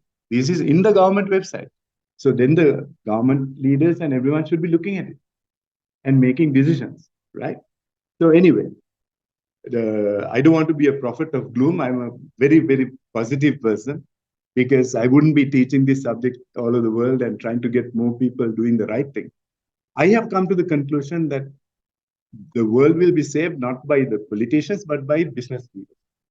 Because if the businesses of the world take this subject seriously and do the right thing and move into renewables, then I think the rest of the world will follow. Because most politicians are there for a term, whereas businesses don't start for a term. Businesses say we want to be in business as long as we can be, right? So one of the interesting companies I have come across in the world of business is a company in Denmark. It's the Danish oil and gas company. So the Danish oil and gas company in 2010 was 100% supplying oil and gas to Denmark. They had a new CEO who joined the company and said, we can't be part of the problem because if we burn fossil fuels, we are going to be part of the problem of climate change. So he got the board to change the company from Danish oil and gas to a company called Ørsted. Ørsted today fast forward from 2010 to 2023, is the world's #1 wind power company. It stopped doing oil and gas and went into completely changing their business model to supply wind energy, and now is considered the world's biggest wind energy company. So when people say, how can we change? We are oil and gas driven. If an oil and gas company can change, then people who are using oil and gas also should be able to change. So there is no excuse. It's just about leadership. That's what I feel. Yeah. So what I have tried to first do is talk about challenges, because we need to understand the challenges before we go into moving forward. And I think there is a huge need to make our leadership at national level, business level, much more aware about what is happening in the world of sustainability and climate change. Because sometimes ignorance is bliss. If you don't know that Sri Lanka is in the top 20 most vulnerable nations, you can happily carry on. If you are not aware that the Arctic, you can happily carry on. But if these things are happening, and if the maps in the website are correct, then we should be much more serious about accelerating the move out of fossil fuels into renewable energy. And I'm also a believer that instead of trying to do 17 things, there should be priority goals that are necessary to be attacked. So I sit on the Sustainable Development Council of Sri Lanka. And there I have advocated that there are 4 goals that we should be prioritizing. Goal number 7, go towards renewable energy. Goal number 9, look at innovation and infrastructure. Goal number 13, which is climate, and the poverty alleviation. These are the 4 I feel we should be putting our energy behind, because if you have a limited time period, if you are trying to do 17 things, you'll be doing 1/17. Right, 1/17 of time is what you'll allocate to doing something. Much better to do the 4 that matter. And the most important one is, how do we stop the heating of the planet? By taking away the fossil fuels. That's the only way. And today, renewables are moving very fast. I can tell you in Europe now, 1 in 2 cars sold is electric. And the European Union and even China is moving into renewables very fast. China is putting about 125 gigawatts of renewable power every year. It's more than European Union and America combined. So China is moving in the right direction, but even China is having massive problems with, they just had a massive flooding situation. And these extreme weather incidents are going to increase in the world. And you saw what happened in Pakistan, 20 million people without homes, right? And we will see this, in Sinhala we say, Desha Gunika Viparyasa, Sahana Vidyagata Vidirata Vedi Vena. And which will destroy all the money that we are making if we don't look sharp. Okay, so that is just to give you an idea of the challenge. And I think business leaders and our organizations should do what we can to educate other business leaders. So that number 1 is move towards renewables. One of the 2 of the companies I sit on the board of, one is a plantation company. And we were 16% renewable energy in 2017 when I started there. And I gave them a target of getting to 100% within 3 years. I can tell you today, they had 14 factories. We put solar on all 14 factories. We were only 16% renewable energy. Today, we are 152% renewable energy. In other words, our energy bill is now a profit center, because we are making money from the renewables as opposed to paying anyone an electricity. And in the second company, we are at about 90%. So what I'm really trying to tell all of you before I get into the sustainable tourism is that if you have leadership who believes in the right thing, nothing is impossible to achieve. Whether it's even in our universities, where we have so much of roof space, we can easily be 100% solar driven with batteries, and we can use that saving to improve the education, improve the salaries of the professors, give much more, and that is the way to move forward. So these are two companies are both in Sri Lanka. These are not international companies that I have been able to go from 16 to 150% and from about 20% to about 90%. Every company in Sri Lanka should be 100% renewable energy driven. And it can be done. No, if anyone says it can't be done, I can prove it can be done. Okay. So I just wanted to give you all a picture of the challenges, but let's now talk of, I'm sure you know this subject. Now, the world average is 30%. In other words, the world yet has 30% of forest cover left. Sri Lanka has gone down to 16%. So we are below the global average for forest cover. And that is a recipe for disaster, because all of you who have done science know that the rain cycle, if you cut down all the trees, how will there be a rain cycle? Right? You're cutting down the rain machine. The rain making machine is the tree. And the air purification machine is the tree. Right? If we keep cutting these trees down, then I think we are in a big issue in the future. And 50% of our amphibians, 25% of mammals, 10% of species are virtually threatened, and our wetlands are also disappearing as we watch.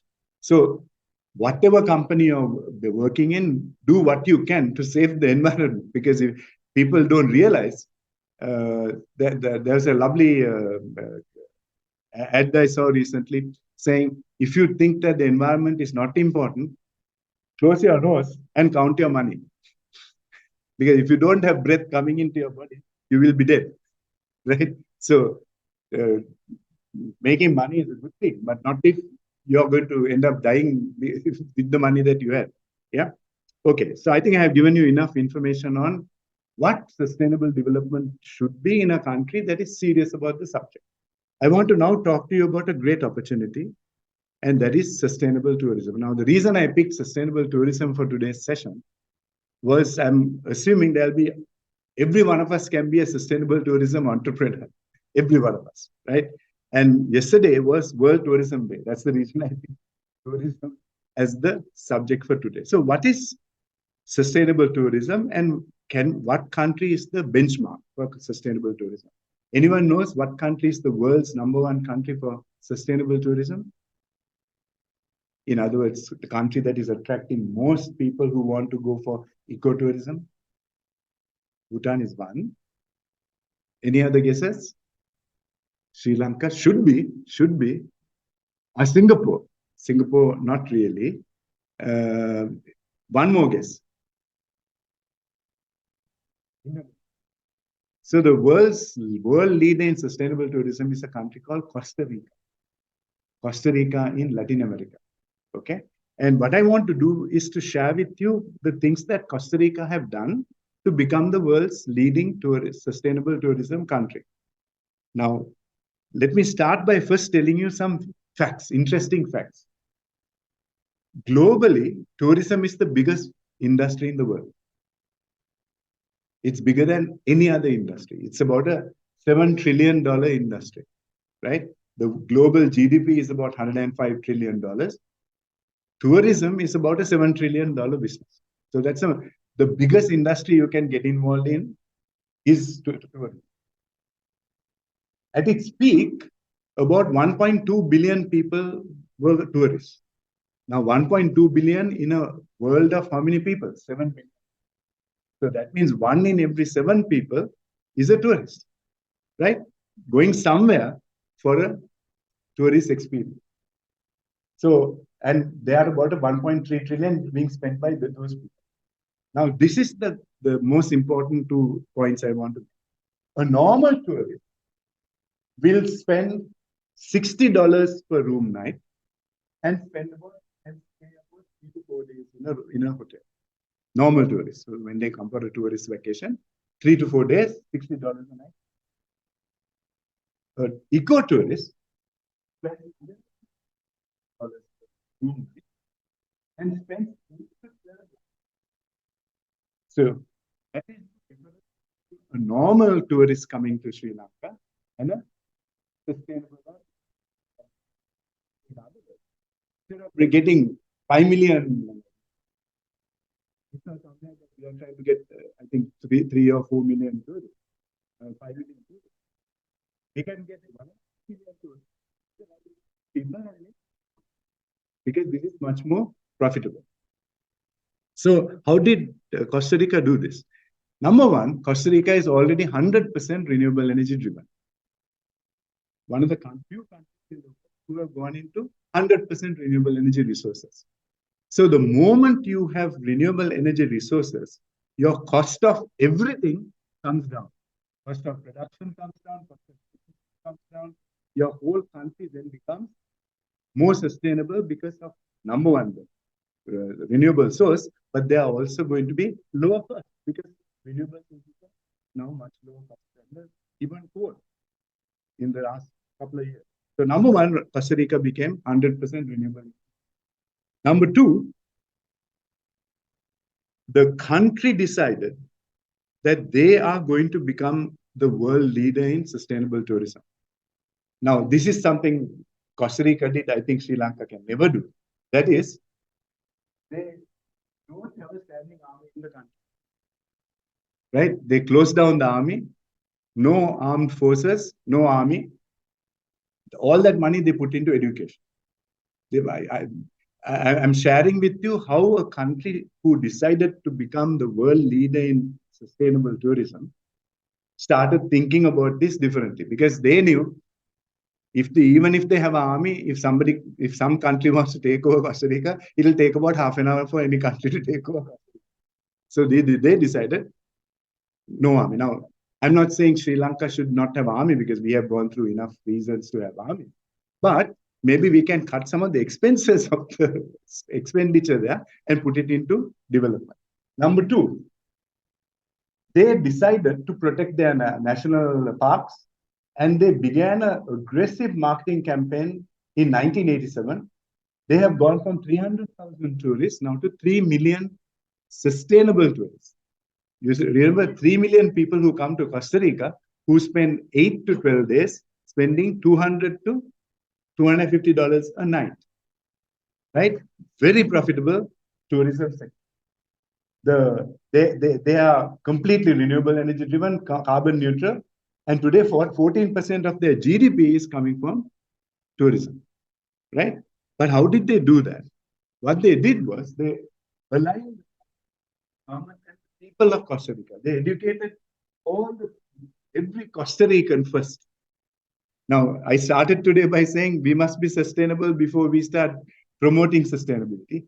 Their first strategy was they educated everybody about Costa Rica's future strategy in tourism. So they wanted every Costa Rican to be part of the strategy.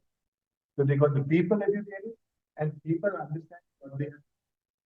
The government then came a whole bunch of policies to make sure sustainable tourism, they started doing all the locations because they wanted them to be certified and having a quality service. And because sustainability taught in schools. Now, I don't know how many schools in Sri Lanka are teaching sustainability. Universities වලත් මම හිතන්නේ වැඩි teach නැති subject එකක්. So here they made it compulsory. Every school in Costa Rica learns this stuff because they realized everyone must be part of the strategy, and they were totally engaged in the strategy. So they got the private sector, government, and the people of Costa Rica all working together to create this strategy from 1987. So the important lesson here is, if a nation wants to have a strategy, it must get all its constituents, the decision makers, the people, and everyone thinking and working in the same way. But this has now turned into a massive profit opportunity for the country. Now let's end with talking a little about what we can do in Sri Lanka then. I think number one, the countries that are in the top 10 for sustainable tourism are, can you believe Dubai is considered a sustainable? Now, I don't know how many of you have lived in Dubai. I have lived in Dubai and worked in Dubai for nearly 4 years. Do you know how many days it rains in Dubai a year? 2 weeks. Sometimes actually it was about averaging 4 days of rain. 4 days of rain. How is Dubai positioned? I think our engineer Prasanna gave a very good speech this morning about branding and marketing. Now he talked of the word positioning. Dubai has positioned themselves in the minds of some people as a very sustainable location. And they are among the top 10. Costa Rica, Laos, New Zealand. Now, when I think about Sri Lanka, of course, I'm biased, but I think Sri Lanka has more sustainable tourism hotspots than all these 4 countries combined. Because we are really a blessed nation. We don't realize. We have 120 to 150 days of rain. We have some of the most amazing fauna and flora. We are the only country with the 2 biggest mammals. We have the elephant and the whale, blue whale.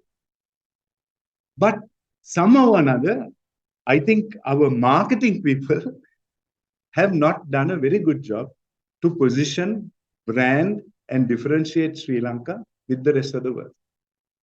I really think that is why we are not getting the prices we need and the market that we have. Because if you go to Bali, for example, in New Zealand, in Indonesia, those beaches, if you sit on those beaches, when you sit on it, your legs are in the sea.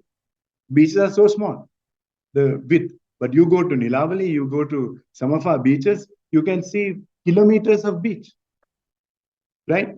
And we have a 2,500-year-old history. We have Sigiriya, I think, should be more one of the world's 7 wonders. I think sorry,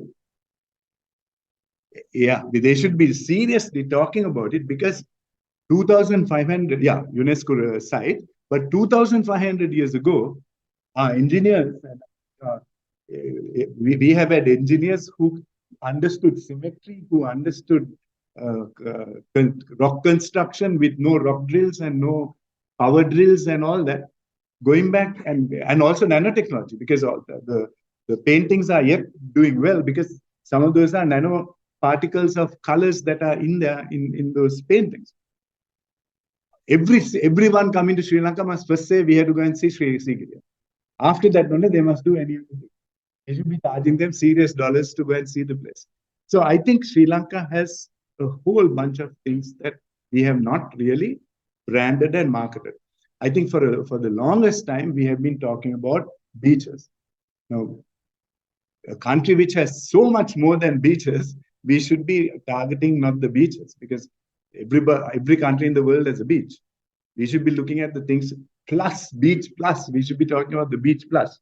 So I think for a country like Sri Lanka, if we want to go into ecotourism or sustainable tourism, I think we should have some zones and mark some zones out and say, these are our ecotourism zones. So Knuckles, for example.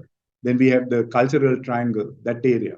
We should be having zones of ecotourism hotspots.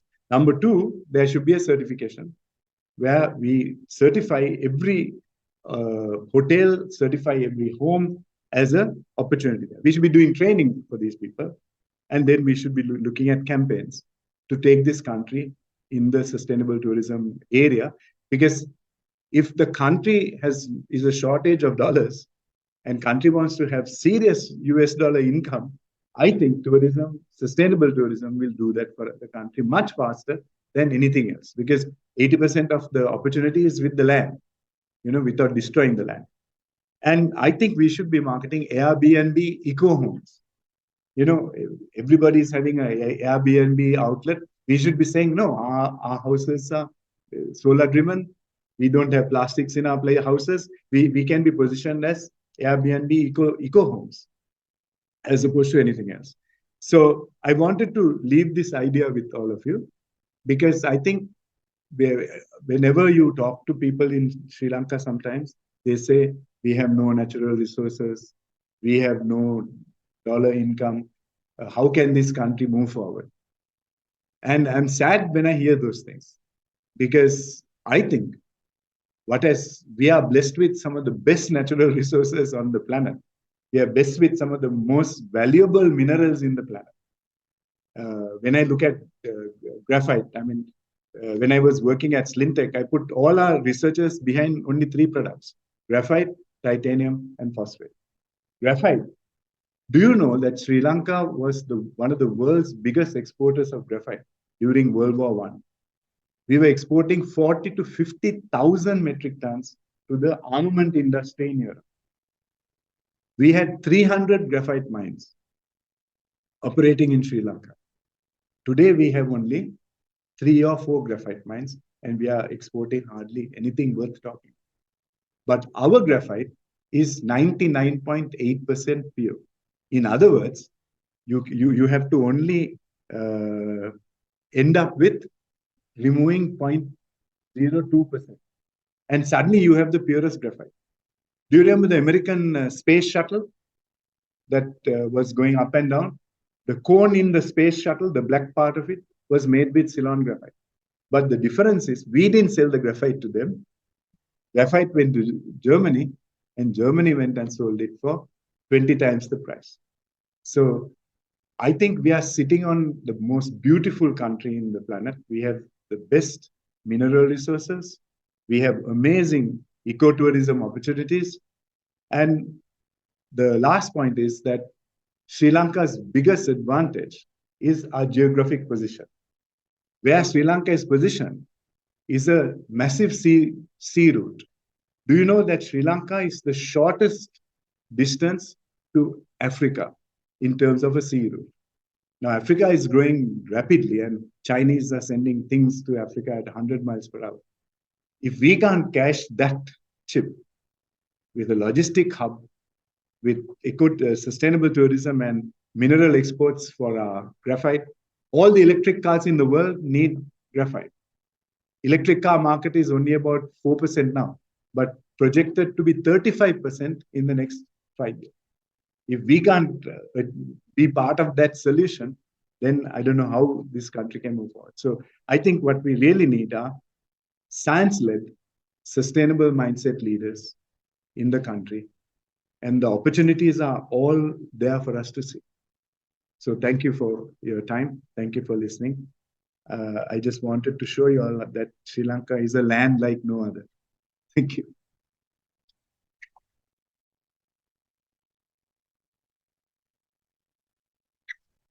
Thank you very much, Dr. Ravi Fernando. I think it's very useful topic and opportunities he has shared with you with this Inspire Yourself Knowledge Forum.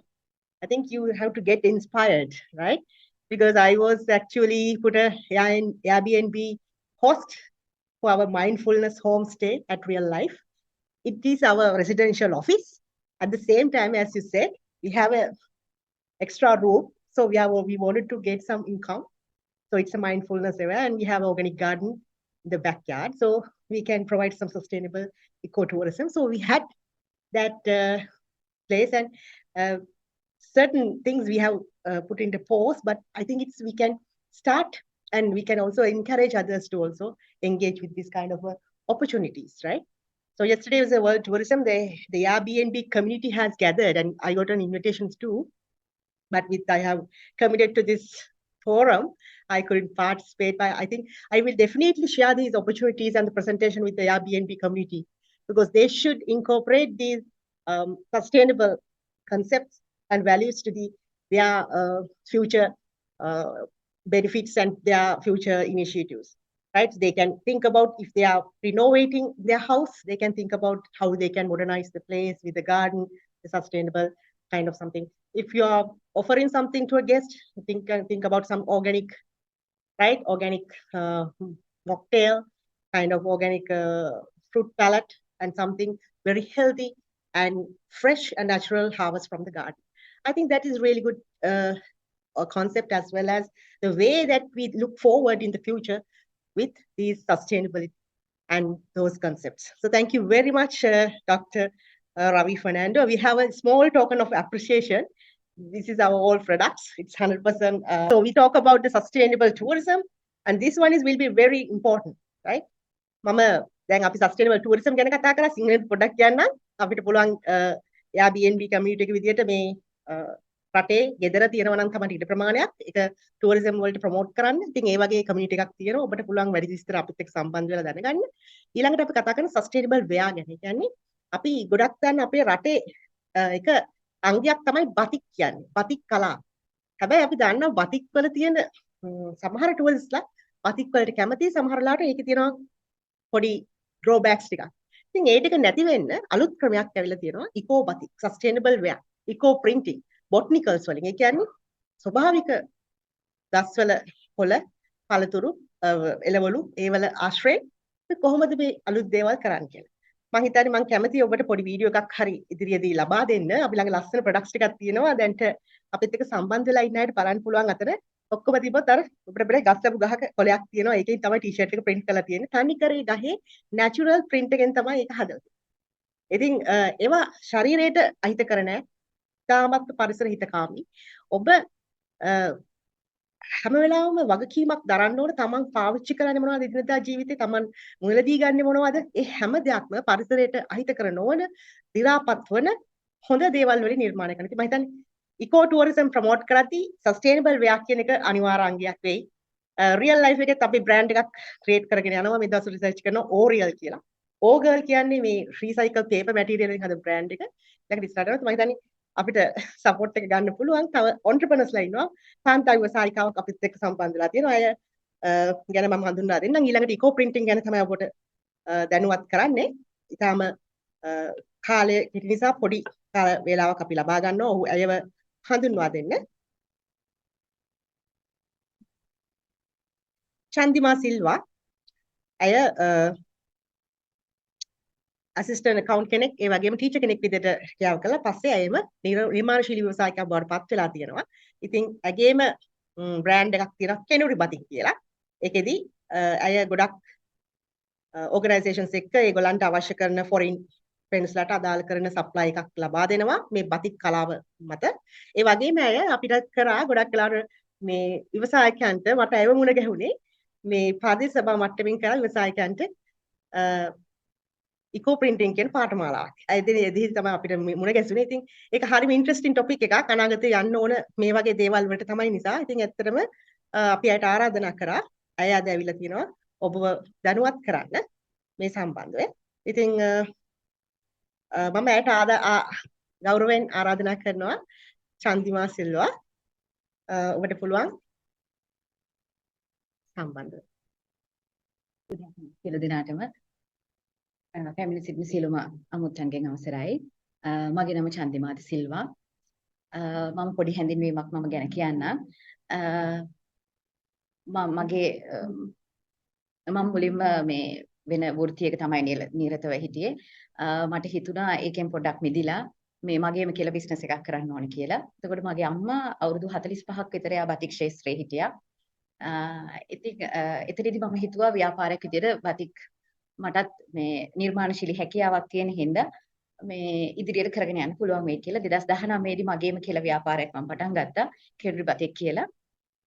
ඒක ඉදිරියට කරගෙන යනකොට 2019 දී අපිට Covid වසංගතය එනවා. එතනදී අපිට පොඩ්ඩක් අපේ ව්‍යාපාර කටයුතු අඩාල වෙනවා. අපි ඔන්ලයින් විදිහට තමයි කරගෙන ගියේ. ඒ කරගෙන යනකොට මගේ අම්මා අසනීප වෙනවා.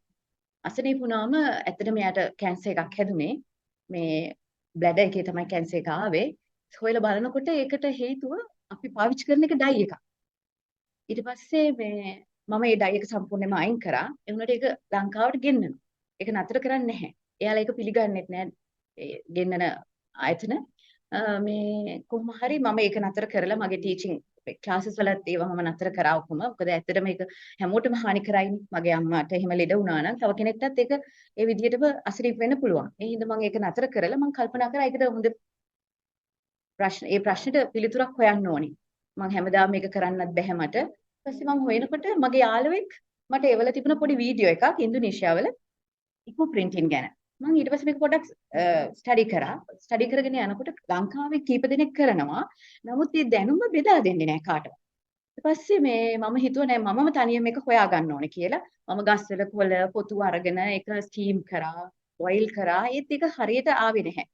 ඒ කියන්නේ print එක නියම විදිහට මේ රෙදි මත ආවේ නැහැ. ඊට පස්සේ මම හොයනකොට මේ ලංකාවේ අය දැනුමක් දෙන්නේ නැති හින්දා මම ඉන්දුනීසියා වලින් දැනුම ලබා ගත්තා.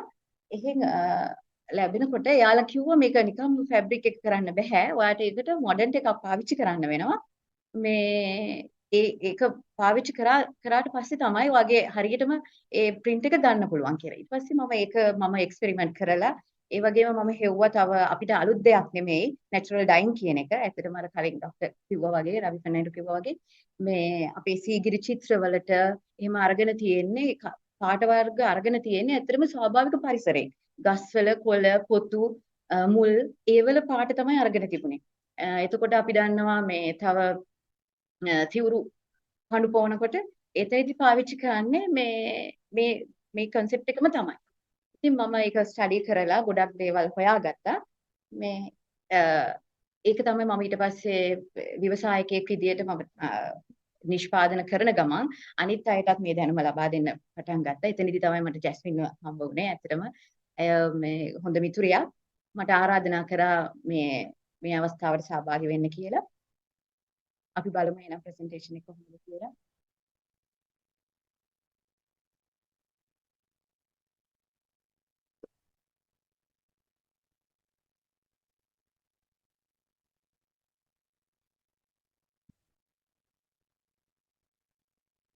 ඇත්තටම ඉකෝ ප්‍රින්ටිං කියලා කිව්වම මේකේ ගොඩාක් දේවල් කරන්න පුළුවන්. මිනිස්සු හිතන්නේ මේ ඇඳුමකට ගාමන්ට් එකකට විතරක් යූස් කරන්න පුළුවන් කියලා නැහැ. ඒක බත් වගේ හැම දෙයකටම යූස් කරන්න පුළුවන්.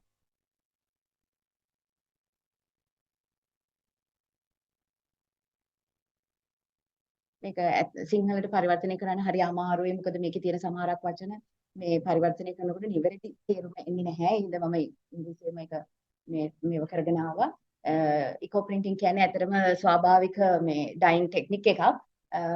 ඒක හරියට අපි ඕනම මේ එකකට ක්ලෝත් එකකට හරි ෆැබ්‍රික් එකකට වගේම මේ කියන්නේ අපිට පාවිච්චි කරන්න පුළුවන් ලෙදර්ස් වලට ඒ වගේම various දේවල් වලට අපිට මේක පාවිච්චි කරන්න පුළුවන්. මේකේ process එක කිව්වොත් ඇත්තටම මේ මුලින්ම අපි කරන්න ඕනේ අපිට කැමති විදිහේ plant material ටිකක් එකතු කරගන්න. දැන් ගස්වල කොළ වෙන්න පුළුවන්, මල් වෙන්න පුළුවන්, එතකොට අතු වෙන්න පුළුවන්, වැල් වෙන්න පුළුවන්. ඒ ටික අපි එකතු කරගන්න ඕනේ. ඊට පස්සේ මෙතන තියෙනවා දෙවෙනි ස්ටෙප් එක විදිහට ප්‍රෙපෙයාර් කරන්න කියලා ෆැබ්‍රික් එක. ඒ කියන්නේ අර මම කලින් කිව්වා වගේ අපිට ඕනම රෙද්දකට කරන්න බෑ එකපාරම. ඒක අපි ෆැබ්‍රික් එක මේ මොඩර්න් එකක් පාවිච්චි කරලා මේ ප්‍රී ට්‍රීට්මන්ට් එකක් කරගන්න ඕනේ. ඒක කරගත්තොත් තමයි අපිට අර ලීෆ් වල මල් වල තියෙන ස්වාභාවිකම ගතිය මේ පෙනුම අපේ නිර්මාණයට ලබා ගන්න පුළුවන් වෙනවා. අපි ඊළඟ ස්ලයිඩ් වලදී කතා කරනවා. ඊළඟට තුන්වෙනි එකේදී අපිට කැමති විදියට අපි ඊට පස්සේ ඒක arrange කරගන්න තියෙනවා. ඊළඟට හතරවෙනි පියවර විදිහට ඒක අපි බන්ඩල් කරගන්න ඕනේ. දැන් මේ කරන්නේ මගේ බන්ඩල් කරනවා. බන්ඩල් කරලා ඒක බයින්ඩ් කරන්න පුළුවන් අපිට. ඒ කියන්නේ බයින්ඩ් කරොත් තමයි අර හොඳට ටයිට් වෙච්ච තරමට තමයි අර print එක රෙද්ද මත වදින්නේ. ඊට පස්සේ පස්වෙනි පියවර විදිහට අපිට ඒක ස්ටීම් කරන්න පුළුවන්, බොයිල් කරන්න පුළුවන්. හැබැයි මේකේ බොයිලිං වලට වැඩිය මම කැමති ස්ටීම් කරන ක්‍රමයට. මොකද බොයිල් කරනකොට ඒකේ තියෙන අර නැචරල්ම ගතිය ස්වාභාවික මේ print එකම වදින්නේ නැහැ. ඒක ටිකක් අවලස්සන වෙන්න පුළුවන්. ස්ටීම් කිරීමේදී ඇත්තටම හරි පහසුවෙන් ඔයාලට අර බලා ගන්න පුළුවන් මේ ඒවා කොහොමද කරලා තියෙන්නේ කියලා හොඳ නිමාවක් දකින්නට පුළුවන් අපේ මේකේ. ඊට පස්සේ ඒකේ print එක වුණාට පස්සේ ඒක නිවෙන්න තියලා අපි මේ දිග ඇරලා ඒක හොඳට තියෙනවා නම් අපිට වොෂ් කරන්න පුළුවන්. සාමාන්‍යයෙන් අපි කියන්නේ කිමිකල් වර්ග දාන්නේ නැතුව ඒක ස්වාභාවික දෙයක් හින්දා වඩාත්ම සුදුසු වෙන්නේ ස්වාභාවික වතුර වලින්, පිරිසිදු වතුර වලින් වොෂ් කරන එක තමයි. ඔයාලට කැමති නම් ඊට පස්සේ තව දුරටත් මේක මේ ෆික්ස් කරලා තියාගන්න. අපිට පුළුවන් ඒකට විනාකිරි ස්වල්පයක් වතුර බාතයකට දාලා ඒකේ විනාඩි 10ක් 15ක් විතර තිබ්බම හොඳටම ඒකේ අර මේ නැචරල් ෆික්සිං එක සිද්ධ වෙනවා. ඒ කියන්නේ දැන් බතික්වල වගේ කිමිකල් වර්ග වැඩි පාවිච්චි කරන්න ඕනේ නැහැ. අවශ්‍ය වෙන්නේ නැහැ. ස්වාභාවික විදිහටම අපිට රඳා පවත්වා ගන්න පුළුවන්. මෙතනදී පාවිච්චි කරන materials කියලා ගත්තොත් ඇත්තටම අපිට මේ eco printing එක කරන්න පුළුවන් natural fiber එකකින් ස්වාභාවික හදලා තියෙන මේ තමයි. එහෙම නැත්නම් ස්වාභාවිකව හදලා තියෙන වලට කරන්න පුළුවන්. එතකොට ඒ කියන්නේ cotton වගේ කකුරු නූල් වලින් හදන රෙදි වලට මෙතන silk තියෙනවා. silk කියන්නේ අර polyester silk එක නෙමෙයි. ඒවා synthetic fiber වලින් හදන්නේ. ඒතර මෙතන කියන්නේ අර වලින් හදන pure silk වලට කරන්න පුළුවන්. ඒ වගේම linen වලට කරන්න පුළුවන්. wool වලට කරන්න පුළුවන්.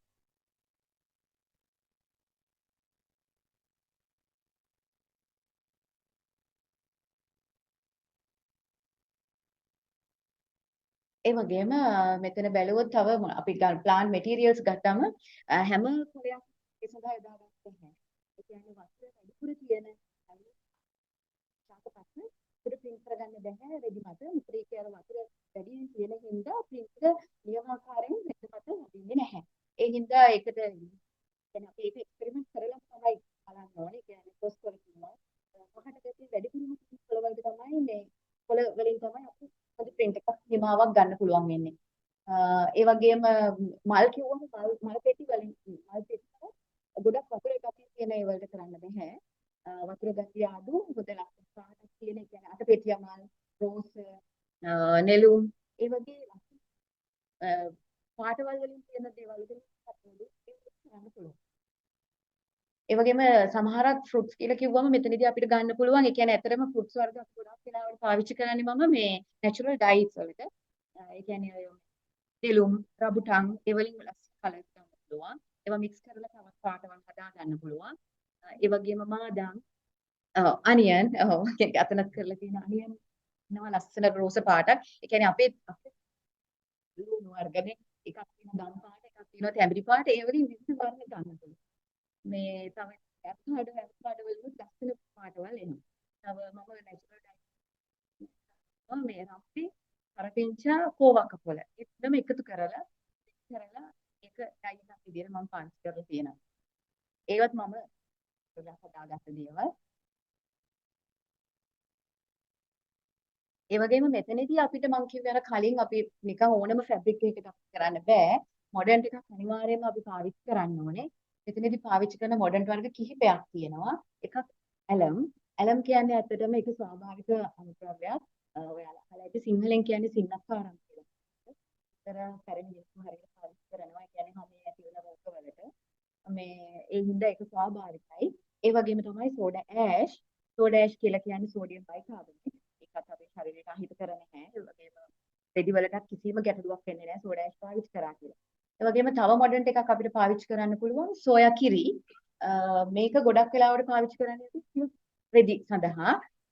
ඒක ටිකක් අර කල් පැවැත්ම කියන්නේ කාලය වැඩියෙන් යනවා අපිට සෝයා කිරි වලදී. ඒ හින්දා ගොඩක් අඩුවෙන් පාවිච්චි කරන්නේ. බොහෝ දුරට අපි පාවිච්චි කරන්නේ ඇලම් එකයි සෝඩා ඇෂ් එකයි. ඒ වගේම තව එකක් අපි පාවිච්චි කරනවා මේ පෙරොක්සයිඩ්. එහෙම නැත්නම් අපි කියන්නේ යකඩ. ඒක අපිට පහසුවෙන්ම ගන්න පුළුවන්. කුඩු වශයෙන් තියෙනවා. ඊට වැඩිය ලේසියෙන්ම ගන්න පුළුවන් මේ විනාකිරි වලට යකඩ කෑලි කිහිපයක් දාලා සතියක් විතර තියෙනකොට මලකඩ වතුර එක අපිට හදා ගන්න පුළුවන් ලේසියෙන්ම පහසුවෙන්ම. හැබැයි ඒක හොඳ මේ ස්ට්‍රෝං මොඩල් එකක්. හොඳට ෆ්‍රෙන්ඩ් එක වදිනවා.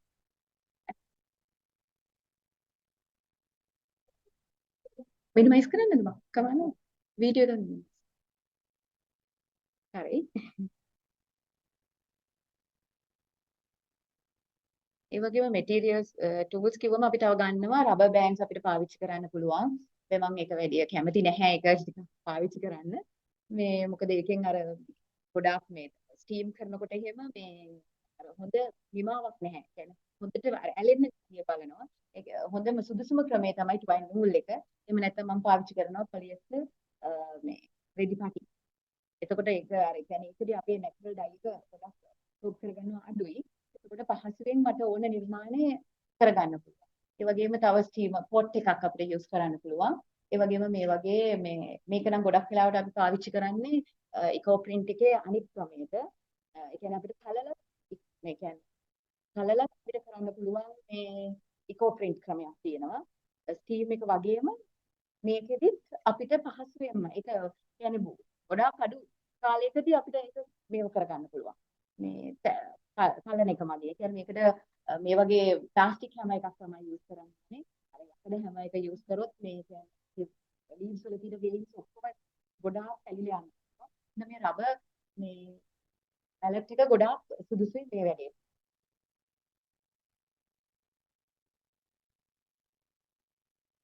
මම අර කලින් කිව්වා වගේ අපිට ඉකෝ ප්‍රින්ටින් කිව්වම ඒක ෆැබ්‍රික් එක විතරක්ම නෙමෙයි. අපිට ගොඩාක් දේවල් මේකෙන් කරන්න පුළුවන්. ස්කාර්ෆ් හදන්න පුළුවන්. ඒ වගේම ටී-ෂර්ට්ස් වලට ගන්න පුළුවන්. පිලෝ කේසස් වලට, ඒ වගේම බෑග්, various දේවල්. ඒ කියන්නේ කැප් ගොඩාක් කරනවා මැලේසියන් අය මේ හෑන්ඩ් බෑග්, ෂූස් ඉතින් ඒගොල්ලෝ හදනවා. තාම ලංකාවේ ඒ තරමට මට්ටමට දිහින් වෙලා නැහැ. මම ඉදිරියේදී කරන්න බලාපොරොත්තු වෙනවා. ඒ වගේ ගොඩාක් දේවල්. Land shape. ඇත්තටම අපි ගොඩාක් මේ ටුවරිසම් වලදී මේක ගොඩාක් සෝපාවක් වෙනවා. ඒ වගේ ෆ්‍රෙන්ඩ් සෙට් එකට හැහෙන වැදගත් වෙනවා. මේ ඉකෝ ප්‍රින්ට් එක. මම ඇත්තටම මේ දවස්වල අර පොයනේ මේ මීන් කරගෙන තමයි ගොඩක් ඕඩර්ස් ආවේ මේ දවස්වල. ඒ හින්දා white color background එකේ තමයි ගොඩාක් දේවල් කෙරුනේ. මීට වඩා දේවල් කරන්න පුළුවන් අපිට මේ අනිත් කලර්ස් පාවිච්චි කරගෙන.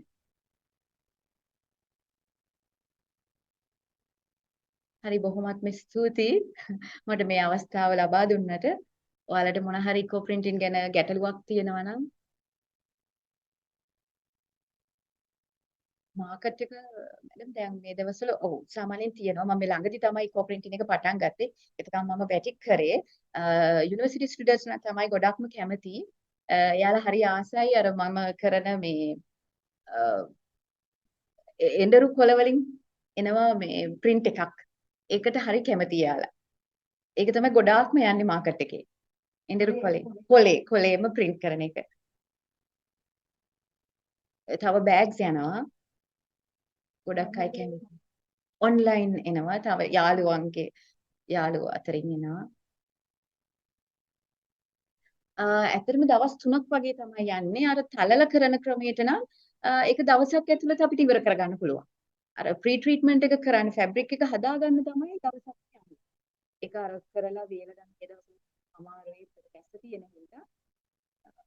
වේල ගත්තොත් ඒක කරලා දවසක්ම තියන්න ඕනේ මේ මොඩර්න් එකක දාලා. ඒකට තමයි අපිට පොඩ්ඩක් වෙලා යන්නේ. නැත්නම් ස්ටීම් කරාම පැයක් විතර ස්ටීම් කරා නම් හොඳටම ඇති ෆැබ්‍රික්.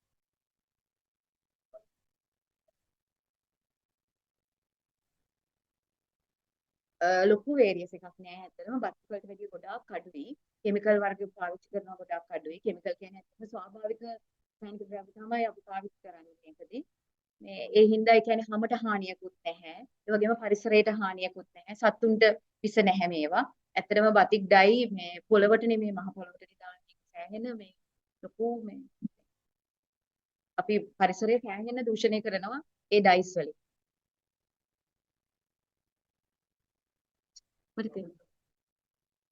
ඒක තමයි අපි මේක මේ කියන්නේ වොෂ් කරද්දී අපි රසායනික ද්‍රව්‍ය පාවිච්චි කරන්නේ නැතුව ඉන්නවා නම් ගොඩක් හොඳයි. මේ මොකද එතකොට මේ ස්වාභාවික දේවල් කියන්නේ ඇති වෙනවා පවතිනවා නැති වෙනවා කියන එකනේ. ඒ concept එකනේ තියෙන්නේ. ඉතින් එහෙම වුණාම surf excel වගේ දෙයක් දැම්මම ඒකට පිටින්න බලන්න. ඒක ස්වාභාවිකයි. ඒ හින්දා අපි ගොඩක් වෙලාවට ඒක විනාශිරි හරි දාලා හොදනවා නම් එහෙම නැත්නම් නිකන් ස්වාභාවික වතුරින් හොදනවා ගොඩක් හොඳයි. ගොඩක් කල් තියා ගන්න පුළුවන්.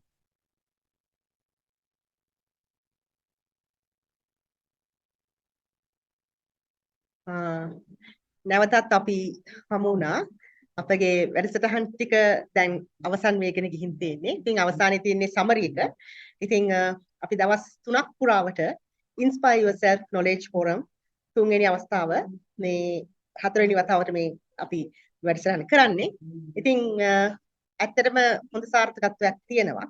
මොකද අපිට අවශ්‍ය වෙන අපේ අරමුණ තමයි ඔබව දැනුවත් කිරීම. මේ knowledge forum එකකින් අපි බලාපොරොත්තු වෙන ඔබව දැනුවත් කරන්න. ඉතින් ඒකේ outcome එක තමයි ඔබ මේ දේවල් ග්‍රහණය කරගෙන මේ knowledge base එක අරගෙන ඔබ ඒක apply කරන්න ඕන ඔබගේ ව්‍යවසායකත්වයේ සහ අනාගත සුබසිද්ධිය සඳහා.